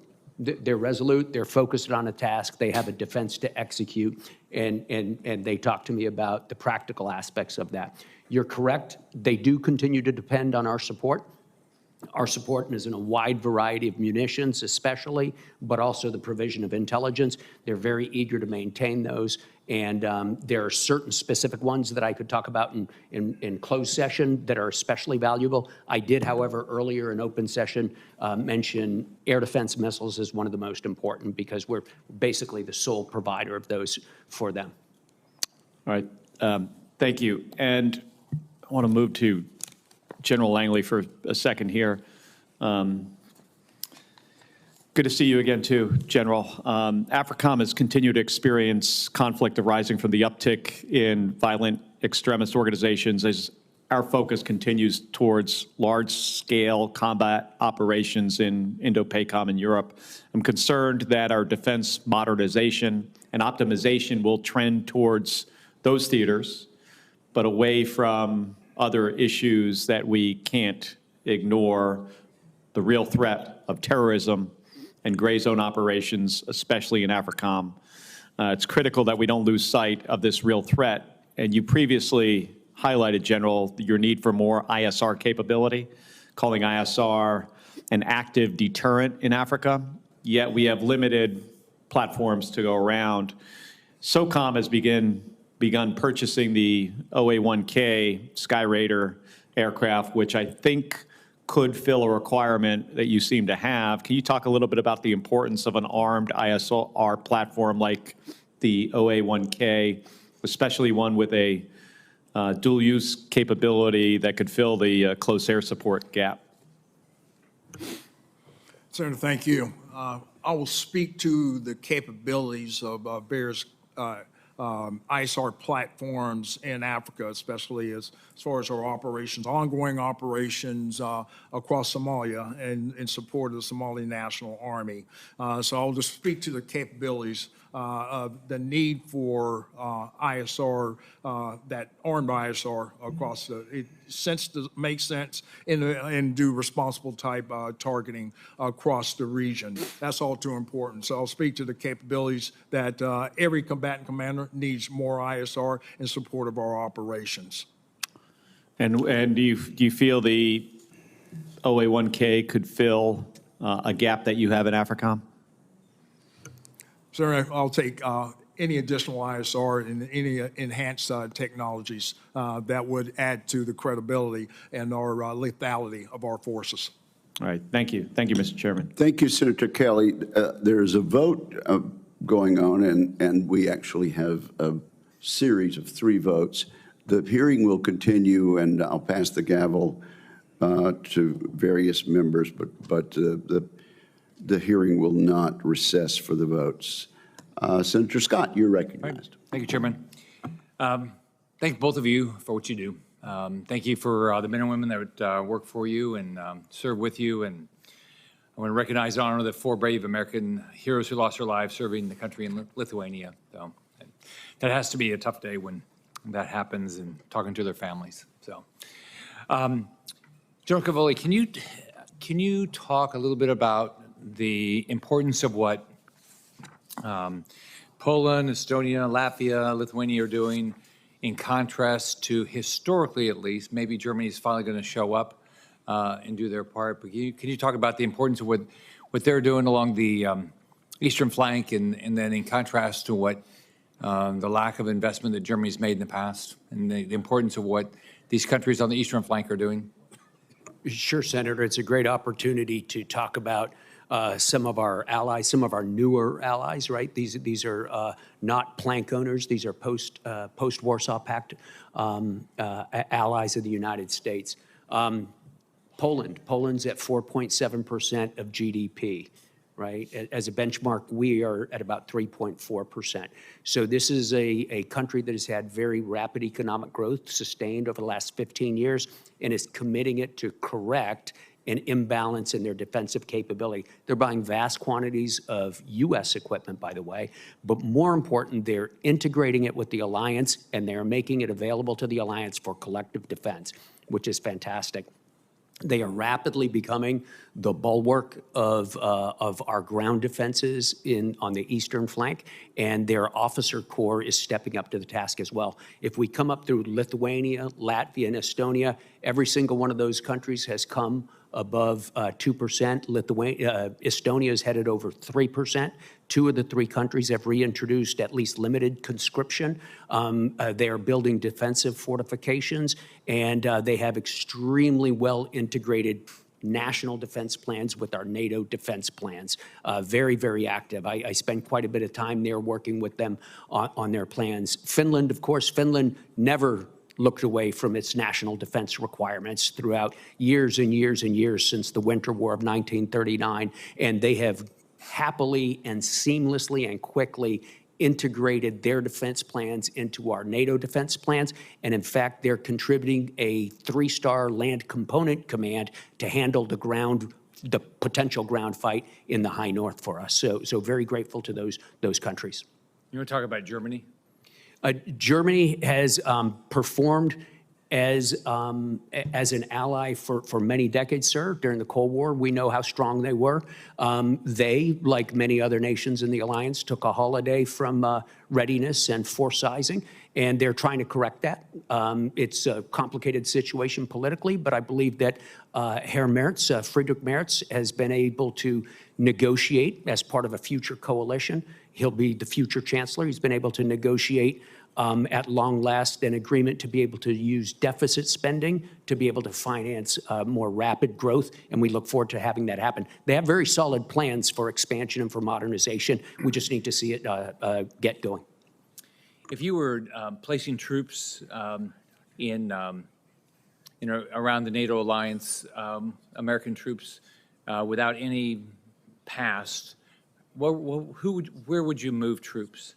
If you didn't have to worry about existing physical structures, things like that? Ultimately, what we would like to see is sufficiently robust national forces to be the basis of the defense of any part of the eastern flank. In some places, that's hard to see because just the nations are not large enough, the Baltic nations, for instance. The second thing we'd like to see in those places is a reinforcement by a multinational alliance force. We have that in the 3 Baltic countries. We would like to use U.S. forces to be able to deploy rapidly from on the continent responsively to the point of need. One of the differences between the Cold War and now is we were very sure where the battlefield would be during the Cold War. Now we have, 2,300 kilometers of expanse. The U.S. forces bring capabilities that nobody else has and can move the fastest, so I need them in locations where they can be trained, ready, and where they have the infrastructure and the political agreements, the international agreements, to be able to deploy quickly from. All right, thank you. Thank both of you for your service. Thank you, sir. Thank you, Senator Scott. Senator Tuberville. Good morning. Thank you, gentlemen, for your service and good luck after retirement, but you're not done yet. General Langley, AFRICOM has historically suffered from shortfalls in manpower and ISR and security and all those things. Sounds like from your testimony that Africa's in trouble. 40% rise in terrorism. What's your most pressing need that you can tell us for what we can help you with? Senator, thanks for that question. My number 1 operational priority is protection of the force. And so as I stipulated in my opening statement, I focused on matching capabilities to the threat.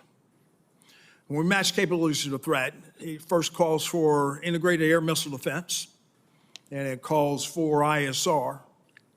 And other platforms would add to the capacity and capability of protecting the force. In closed session, I would be able to elaborate with more specificity, but all commanders always ask for those aforementioned type platforms. Yeah, thank you. General Cavoli, how much closer today is Ukraine from this time last year winning this war against Russia?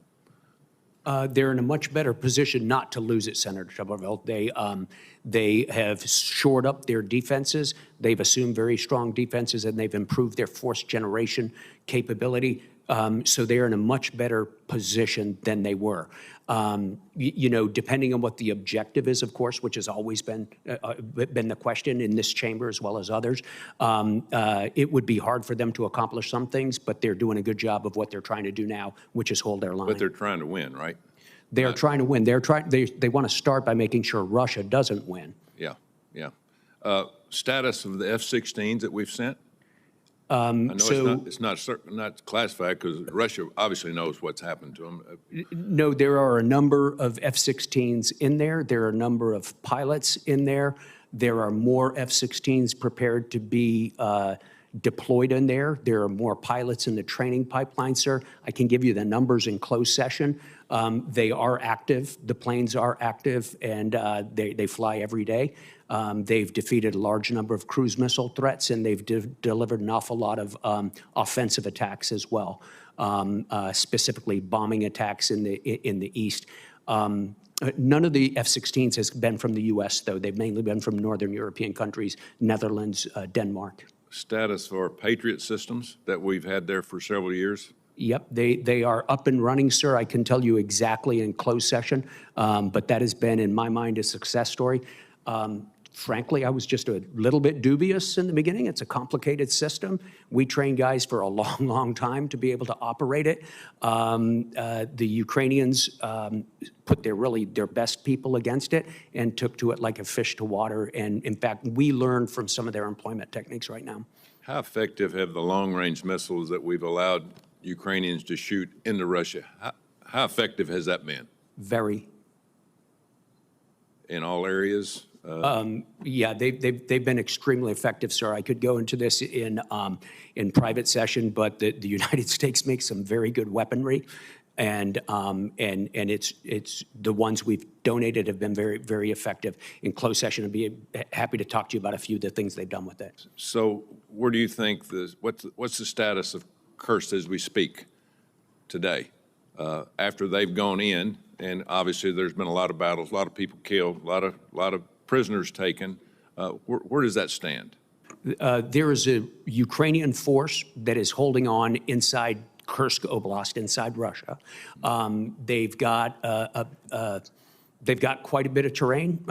I'd give it to you in closed session, sir, and how many troops, but they've got a sizable force there, and they maintain a well-defended piece of terrain there. They've also augmented it with some terrain they recently captured just a few kilometers in Belgorod, just south of there. So they gave up some, now they're taking it back? Is that what you're saying? That's correct. They've taken a little back farther south. Yeah, thank you. Thank you for your service, gentlemen. Thank you. Thank you. Thank you, Senator Tuberville. General Cavoli, the Russians are nowhere near capable of making a big push right now, are they? That is my assessment, Chairman. Okay, and what nationality are the pilots of those F-16s? They're Ukrainian. Okay, and where were they trained?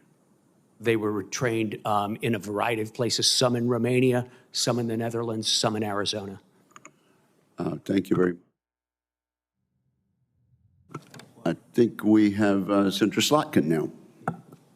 Thank you, Chairman. Generals, thank you for being here and for your really significant service to the country. We appreciate you. I'm sure you're not crying any tears that this may be your last hearing in front of this committee, but we're happy to have you. And General Cavoli, I can't think of a general more associated with Americans' response to the invasion of Ukraine than you, given the role as SACEUR that you've been playing for these last number of years.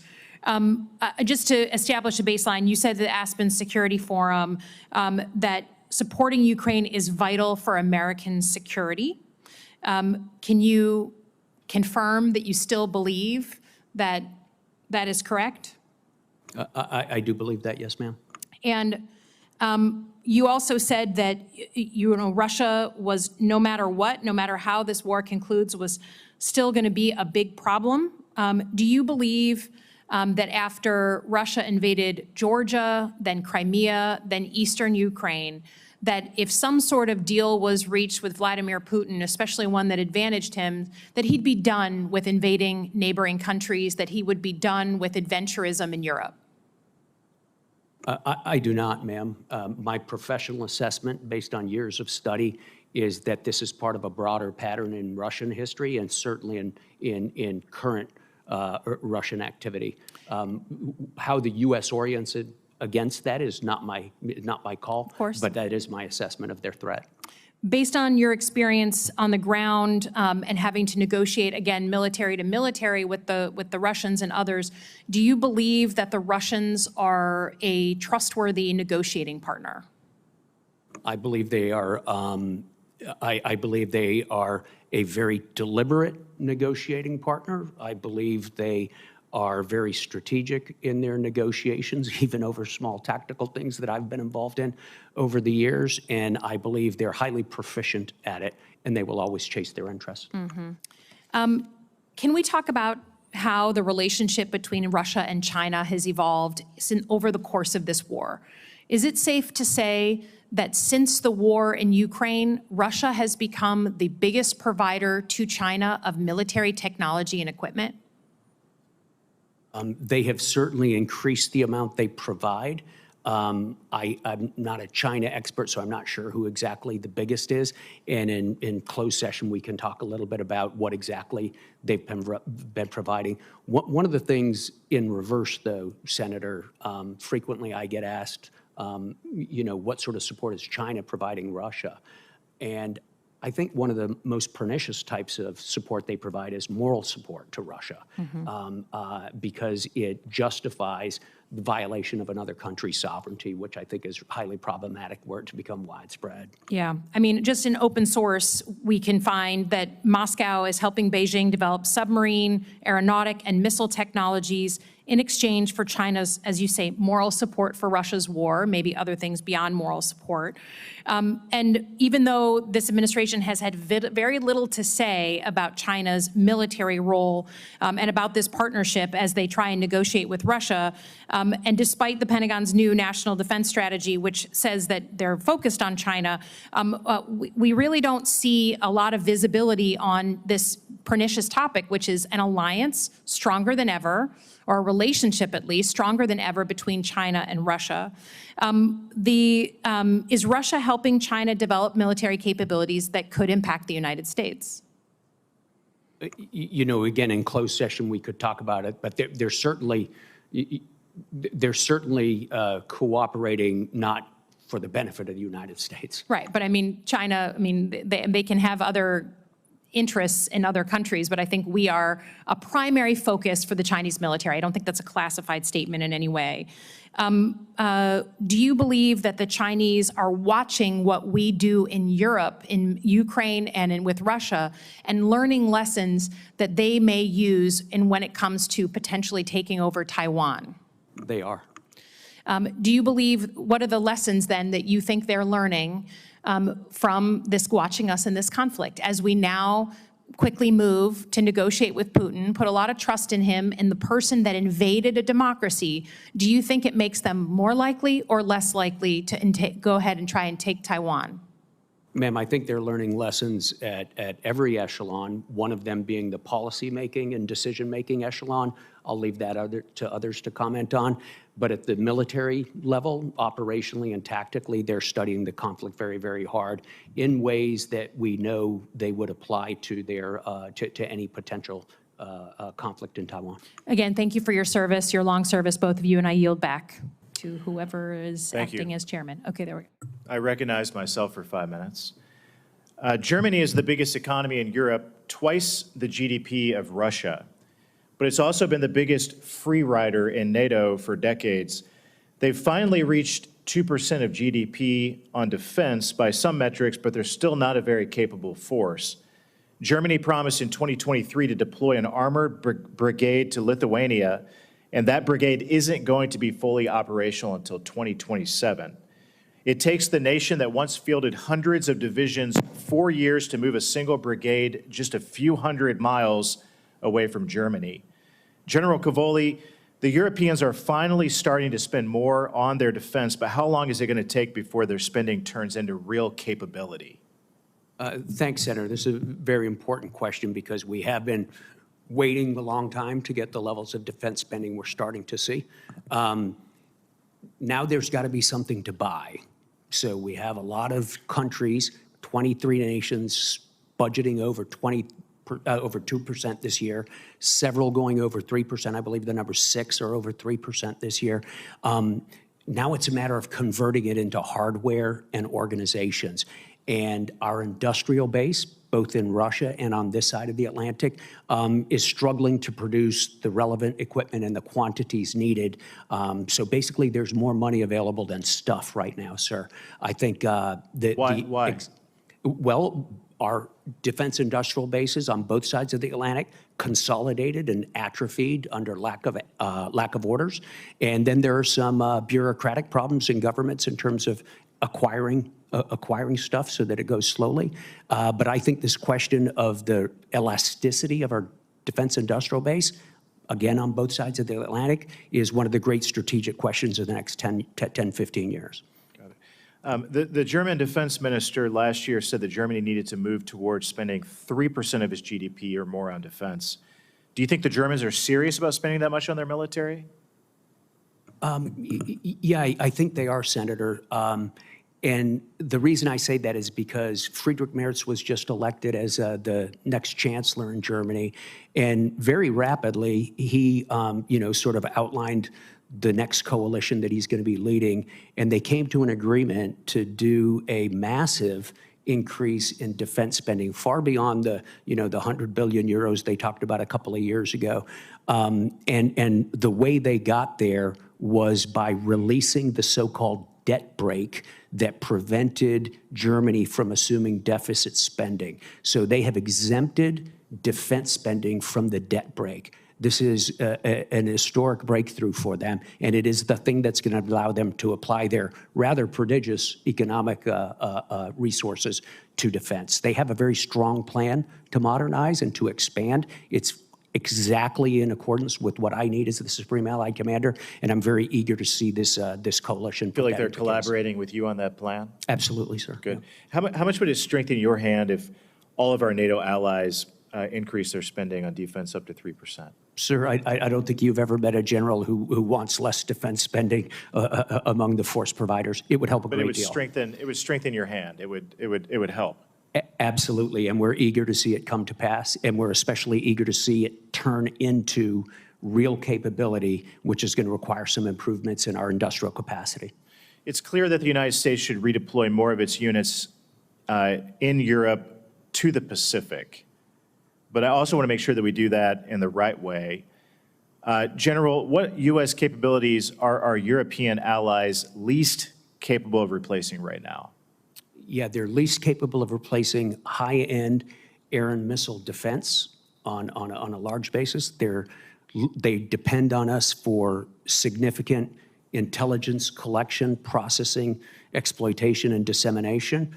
They depend on us for deep, long-range fires. They depend on us for aerial command and control for large-scale campaigns. They depend on us for the backbone of certain parts of command and control. Those are really the key things. There are a few things else that I'd like to go into closed session, sir. What capabilities can our European allies where are they most prepared to take over from us? Well, right now they do a variety of things without us, right? So today I believe it's 17 or 20 European ships, NATO ships turned over to my command as SACEUR. Normally, military forces are held by the nations, and then they turn it over to me for particular operations. I have 0 U.S. ships working for me as SACEUR right now. I have only 40 individual human beings, Marines, who are participating in the operation to monitor the Baltic Sea. We call it Baltic Sentry. Everything is being done by our European allies in those cases. So they have a variety of things they can do for us in any one of those areas. One of the most important things they do provide is intelligence. While we have exquisite capability to collect, they have very deep understanding of their regions, and they have some capabilities that we struggle to match in that regard. And you know, those intel sharing relationships, sir, are based on a broader relationship that we cultivate very carefully. Thank you. Thank you, Senator. Senator Peters. Thank you, and I want to thank both of you for being here today. And certainly I've appreciated your participation in these hearings over the years, and thank you for your service. General Cavoli, I want to begin by expressing my deepest respect for the soldiers that were lost in Lithuania last week.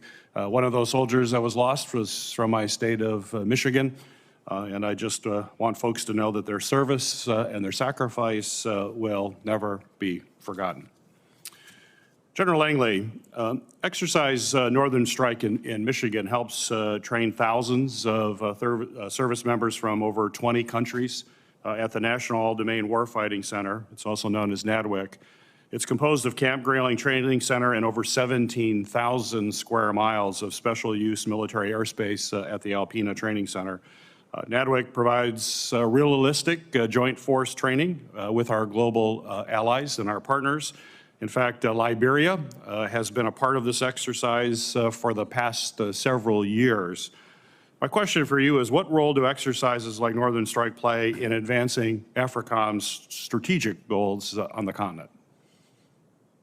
Senator, thanks for that question. You know, our joint exercise program is indicative of the influence that we have, positive influence in building institutional capacity with our African partners. And then the whole portfolio, and then the exercise that you mentioned as well, adds to their institutional capacity. That's why we're the preferred partner. As we go forward and they address their challenges in building security cooperation or the ability to address the multiple layered threats that these countries face, they choose the United States.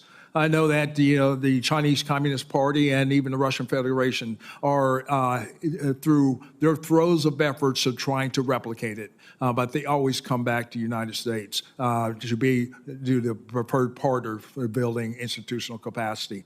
So for the exercise there and what Liberia does, they chose right. Well, that's good, and I want to kind of pick up on that as in terms of the competition we have with both Russia and the CCP and their influence operations in Africa. As you know, China employs strategic narratives to justify and enhance their presence in sub-Saharan Africa. Through partnerships with African journalist training programs, the CCP integrates its perspective into local media. It directly engages in more than 60 African political parties. But their most influential impact, I think you would agree, has been the Belt and Road Initiative, which has significantly impacted Africa's economic landscape through substantial investments, particularly infrastructure investments. In 2023, African countries experienced a 47% increase in Chinese construction contracts and a 114% surge in investments compared to the previous year, which totals about $21.7 billion, a substantial amount. So my question for you, sir, is can you expand upon the growing presence that China has in Africa, politically, economically, and militarily, and how that is a threat to our very important strategic interest on the continent? Yes, Senator, thanks for that question. China's trying to set the globe now. They want to be the global hegemon now. Chairman Xi has put out a 2049 plan, but they want to get there earlier. So therein lies the importance that we engage and show assurance actions, but we just can't just harbor the facts. We harbor the facts, but we don't own the narrative. that's being drowned out by the CCP and their campaign plans to be able to influence civil society, influence the militaries. They can't replicate what we do, whether it be their trying to copy what we're doing in our IMET or our international military education training. It doesn't compare.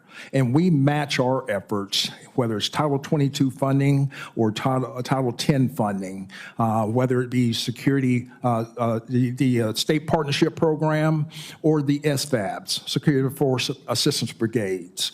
They build institutional capacity like none other. Our African partners know that. So whatever is in the information space, we do need to meet it with a comparable narrative. Thanks, sir. Thank you, and once again, thank you to both of you for your service. Thank you. Thank you. I will call myself now. From Truman and Eisenhower through Reagan and Gates, U.S. leaders, no matter how committed NATO, have made some interesting comments I think are worth highlighting here. General Eisenhower, the Supreme Allied Commander, noted that if in 10 years, this is, by the way, in 1951, if in 10 years all American troops stationed in Europe for national defense purposes have not been returned to the United States, then this whole project will have failed. Dean Acheson, the Secretary of State, said the United States must lead, but it must not carry. President Kennedy said, we want to make sure that NATO is not a fair weather organization. The burden of freedom must be shared equally among its members. LBJ stated, LBJ had similar thoughts, and his administration demanded offset agreements from West Germany to cover the costs of U.S. troops there. President Nixon and Henry Kissinger. Nixon noted, the United States will participate in the defense and development of allies and friends, but America cannot and will not conceive all plans, design all programs, execute all decisions, and undertake all the defense of free nations of the world. Caspar Weinberger said, our European allies must recognize that security cannot be achieved by words alone. It must be backed by commitment and capability.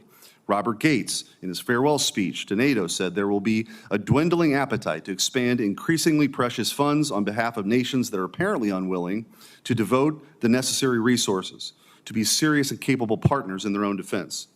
Even Secretary Mattis said Americans cannot care more for your children's future security than you do.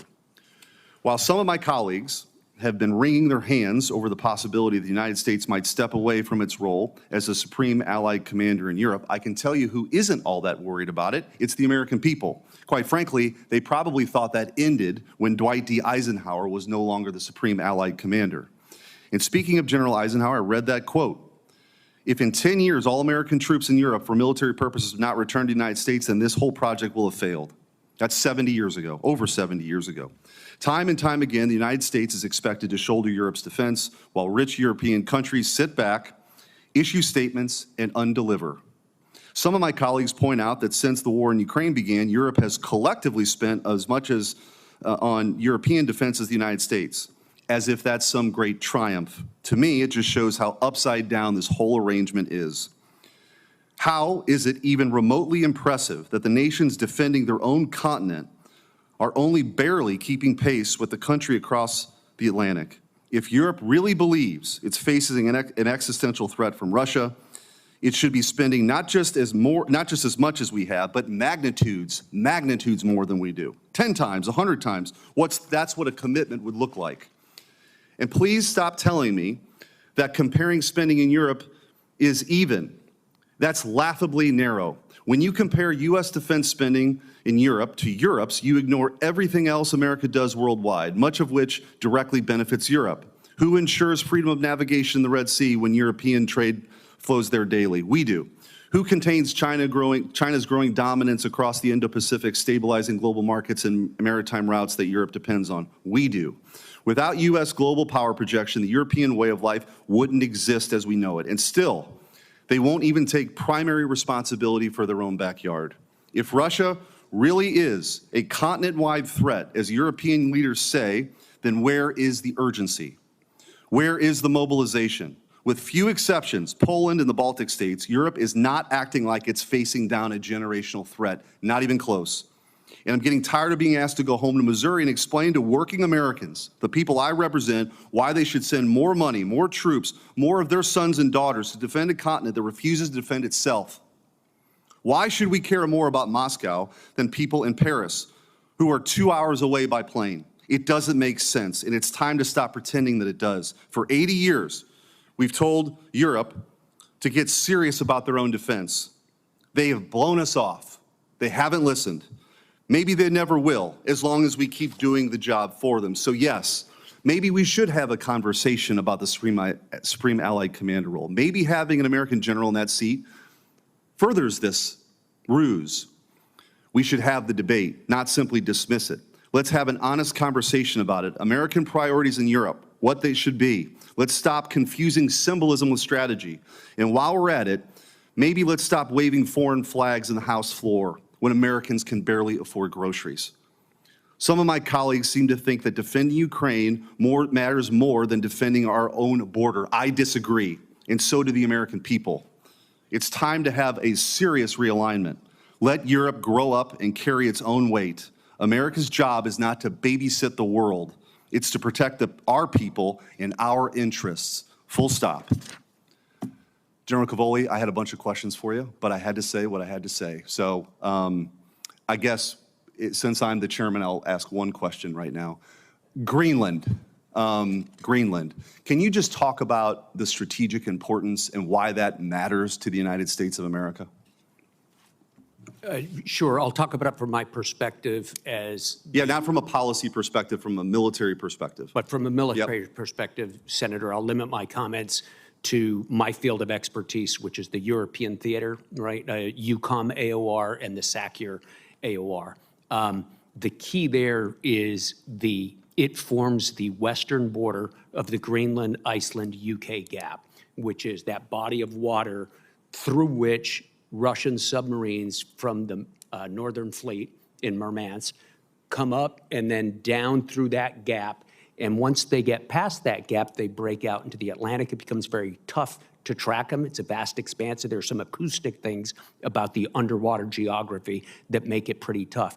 From those positions that they can achieve, they can hold the U.S. homeland at risk, several important targets with land attack cruise missiles.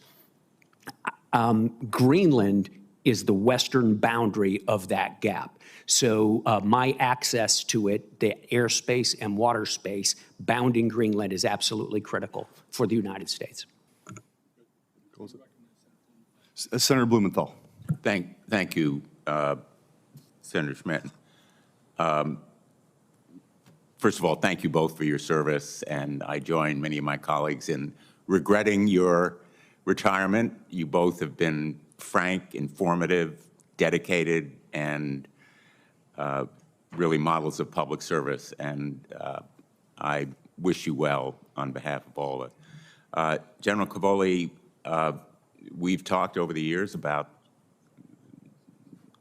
Vladimir Putin's murderous invasion of Ukraine. There's no question who the aggressor is here, and there's no question in my mind that the aggression, this murderous, bloody assault, is continuing with undiminished force against Ukraine. As you note very powerfully in your testimony, Russia is building its military strength. The Kremlin learns quickly and historically that it restructures forces as necessary. It's already reconstituting itself. It's tapping additional manpower and preparing to continue this assault, and at the same time, slow walking and playing us in supposed negotiations. I'm not going to ask you to comment on the negotiations. I recognize that your mission is military in nature, but I would ask you how you would characterize Russia's ability to recoup its material and personnel losses in Ukraine. Will it succeed in rebuilding after its losses, and what kind of threat does that represent to American security interests?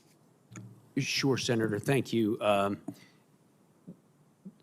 So if we divide Russia's rebuilding capability into two big blocks, personnel and equipment, I believe the personnel they'll be able to build as quickly as they want to. They continue to maintain a conscription. You saw that just last week, the Russian government announced its annual conscription drive. It increased by 10,000 over last year, 160,000 this year. With those numbers, they will be able to constitute the force size that they choose fairly quickly. Be a little tougher, take them a little bit more time to organize it into the sort of organizations that they have said they want to build after the war. They want to have an army of about 1.5 million they've announced. They want to put a lot of it on the border of NATO and northeastern Europe. It'll take them a little bit of time to do that, but we're talking a couple of years. Equipment, that depends on how much more they lose inside Ukraine, sir. They've lost a vast amount of equipment inside Ukraine. They started the war with someplace near 13,000 tanks on active and in storage, and they're starting to approach near the end of that, near the end of the useful tanks in storage. So depending on how much more they lose, that will really determine how quickly they can regenerate. They have expanded their capability to produce some things, artillery shells, cruise missiles, tremendously. And they're producing some things such as one-way attack drones in prodigious numbers that they weren't even producing at all before the war. And I would characterize that capability as offensive. In other words, they're not defending against a possible invasion from Ukraine. They are preparing for continuing offensive actions against Ukraine and possibly NATO allies if they are successful in Ukraine. And I would add to that, Senator, that this is not just in the ground domain. They have long-range aviation that practices daily, moving out and doing strikes across North America. They have their strategic ballistic missile fleet, their road mobiles that are constantly out there, and they have their submarine fleet that's constantly out there. So it's not just in those domains. And then there is, of course, the cyber domain, in which, you know, they're very active. We can talk about in closed session, sir. Just one last question, General, because I've heard from some of the critics of our military aid to Ukraine that there are significant numbers of weapons embezzled, stolen, missing from the aid that we're providing Ukraine. On every one of the visits, I've been to Ukraine 6 times now, I've talked to our military and logistics folks in Poland, and they are tracking virtually every bullet that we have provided to Ukraine, and there's no evidence whatsoever of this kind of misconduct or misappropriation of our aid to Ukraine. Would you agree? Yeah, I do agree with that, Senator. There will be a challenge locating all of it later. You know, all of us have been in combat, realize that it's pretty easy to misplace things and to lose track of things, but we've seen no deliberate effort to transfer, sell, or steal weaponry. The Ukrainians are using it to defend their country. My hope is that Russia will take seriously the efforts to peace and stop stonewalling and slow-walking negotiation, but right now they seem to be playing us and playing for time. And I want to thank you again for your incredible service, both of you, to our great country. Thank you. Thank you, sir. Thank you very much, Senator Blumenthal. General Langley, let me ask a few more questions here as we hopefully recess. Africa is a mineral-rich, resource-rich continent. Is that correct? Yes, Chairman. Okay, and you can leave the microphone on. Which are there success stories for the citizens of African countries when these larger, more prosperous nations or companies from more prosperous areas come in and exploit these minerals? What I'm asking is, does it ever redound to the benefit of the citizens there in Africa? There are Chairman, there's very few cases. When the Chinese Communist Party is outed on them pulling out raw materials, not benefiting the populations of the host country, they've been trying to come up with ways how they can stay there and process only at the protests of the people of these African countries that host these mineral resources. Okay. So is there any exception? Can you point to any success story where the people of one country or one or two countries have actually benefited substantially? Not on China's behalf. Not on China's behalf. Just what happened in Zambia when they had the spillage into the river that services 5 million people. There's just these mining concessions. It just doesn't turn out real well for the African countries.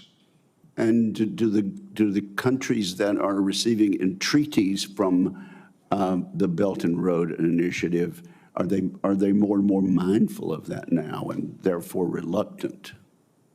Yes, and that's where we need to be able to do information operations to illuminate some of the irregularities and some of the malign type activities of the Chinese in African countries.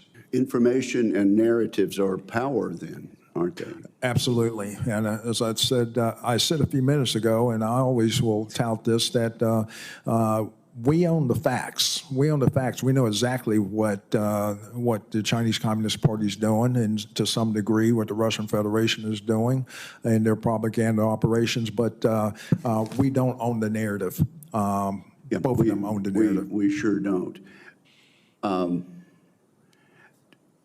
One more thing for you, General Langley. The approach that we have had with USAID and the other things like the President's Initiative on AIDS, how does our U.S. approach compare and contrast to the approach of Russia in Africa and also Communist China in Africa?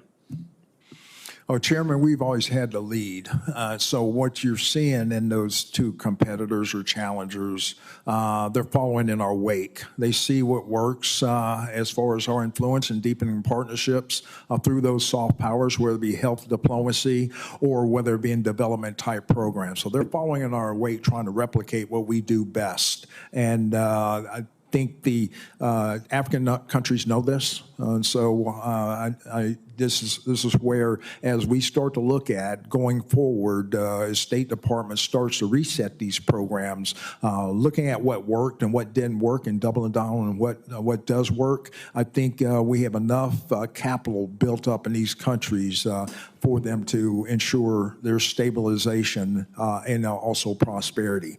The other two competitors are just trying to replicate what we do best. I can imagine a situation, though, in which the ruling elite of a country is receiving gratuities on the side that inure to the benefit of the strongman leader and not to the populace of the country.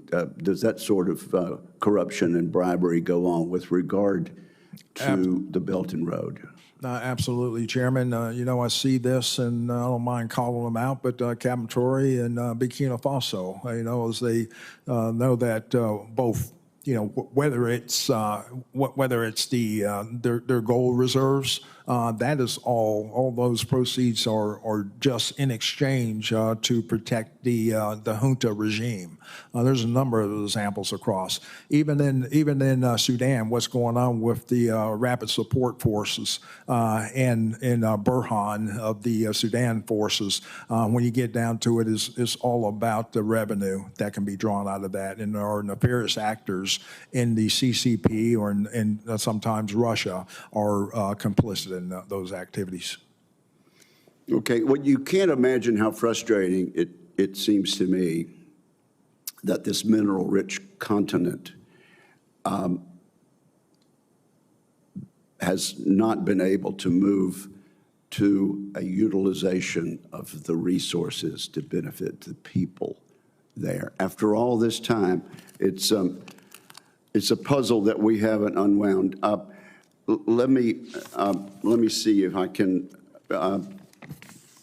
move to General Cavoli, and then I hope we can leave.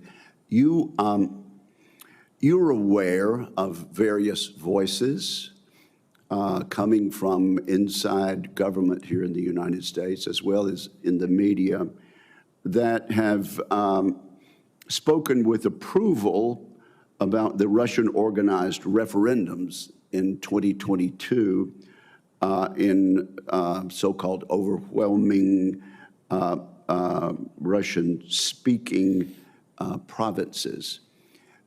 General Cavoli, tell us what you know and what you understand about the freedom of those organized referendums and the accuracy of them as a measure of public opinion.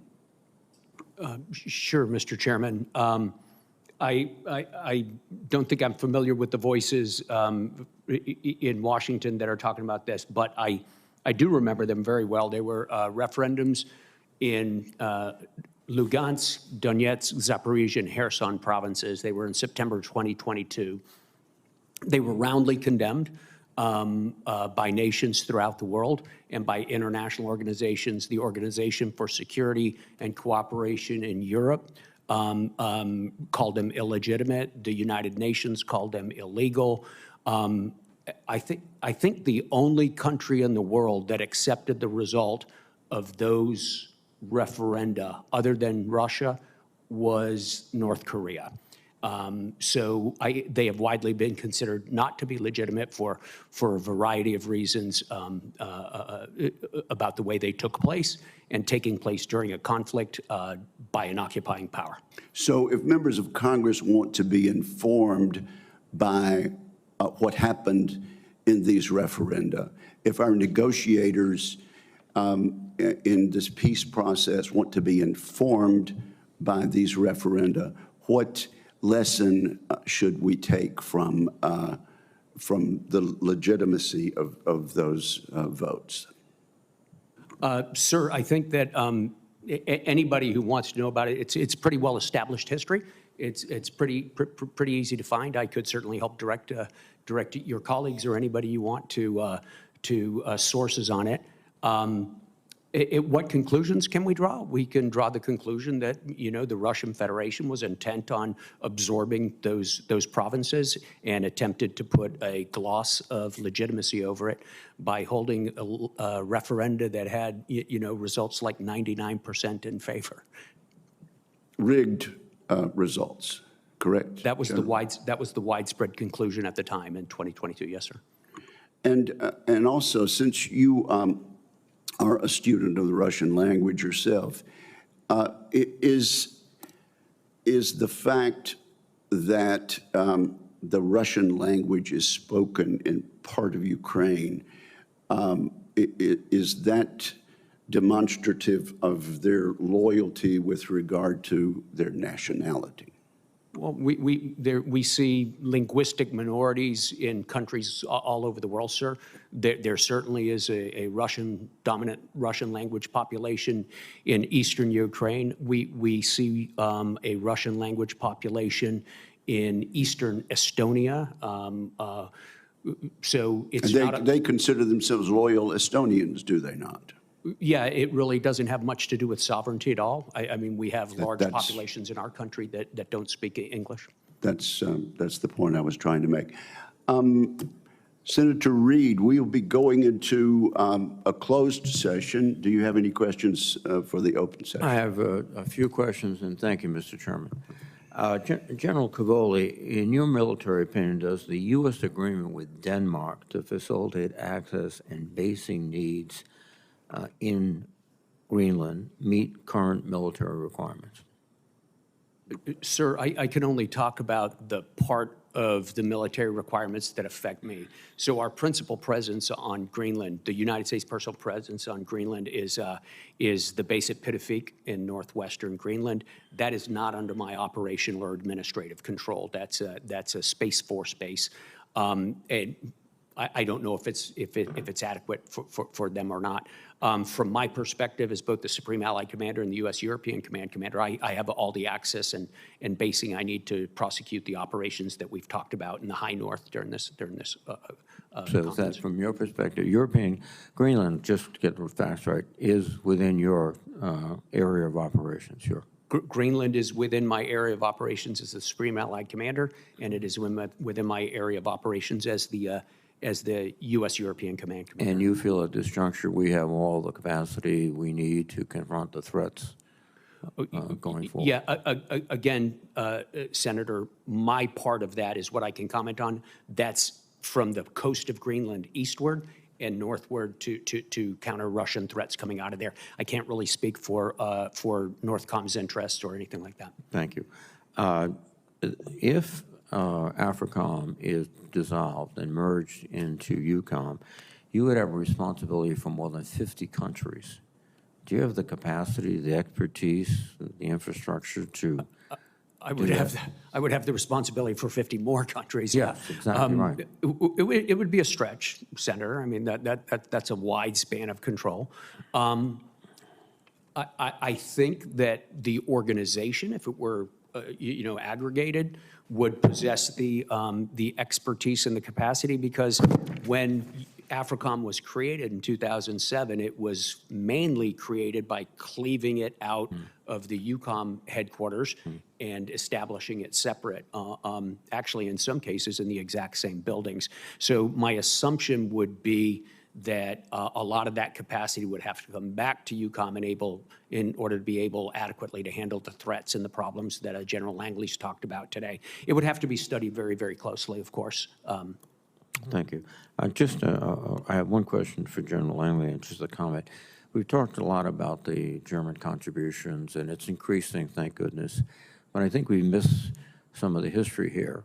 For many, many decades, Germany was divided, so that it's not the same country now that it was in the 1960s, et cetera, in terms of its economic capacity. And the second point that strikes me is that for many, many years after World War II, there was a great reluctance upon Germany, and indeed most other countries in the world, to see them create a powerful military force. We had seen that before, right, after World War I. And so I think that has to be factored into their reluctance to spend on defense. But now I think it's a turnaround, and they're putting a great deal of resources, as they should. Final question. General Langley, have you had specific comments from any of your counterparts about the withdrawal of USAID from Africa? Have they commented to you like, why are you doing this? Or Ranking Member, thanks for that question. I went to the Munich Security Conference about a month ago, or greater than a month ago, and after I got my direction from the Secretary of Defense, what my priorities were, especially counterterrorism and also to deter China and their military activities on the continent, it kind of refined my mission. Then I had to come up with my narrative to engage these countries, be very transparent and straight talk of that we're going through the pause and we're in a reflection period of assessing what has worked in the past and what's going to work in the future. And what's going in the future will be more targeted to what their needs are, but they also need to be able to build towards a sense of independent operations. I expressed this and talked to Cote d'Ivoire, their MOD, and even in Ghana, the new president-elect, President Mahama. They understood that and also carried on that narrative. They appreciated me being transparent. Carried on that narrative when I went to Morocco as well, when we delivered the helicopters, and they understand it. And so it's more of a burden-sharing type message, and also a regimented message of getting towards the host nation coming to the point of independent operations. Thank you, Mr. Chairman. And thank you, Mr. Ranking Member. This concludes the open portion of today's hearing. I'd like to thank our witnesses for their testimony. For the information of members and staff, questions for the record will be due to the committee within 2 business days of the conclusion of this hearing. We will commence the closed portion of this hearing in Senate security at the hour of 12:10, 10 minutes past noon, and until then we are recessed.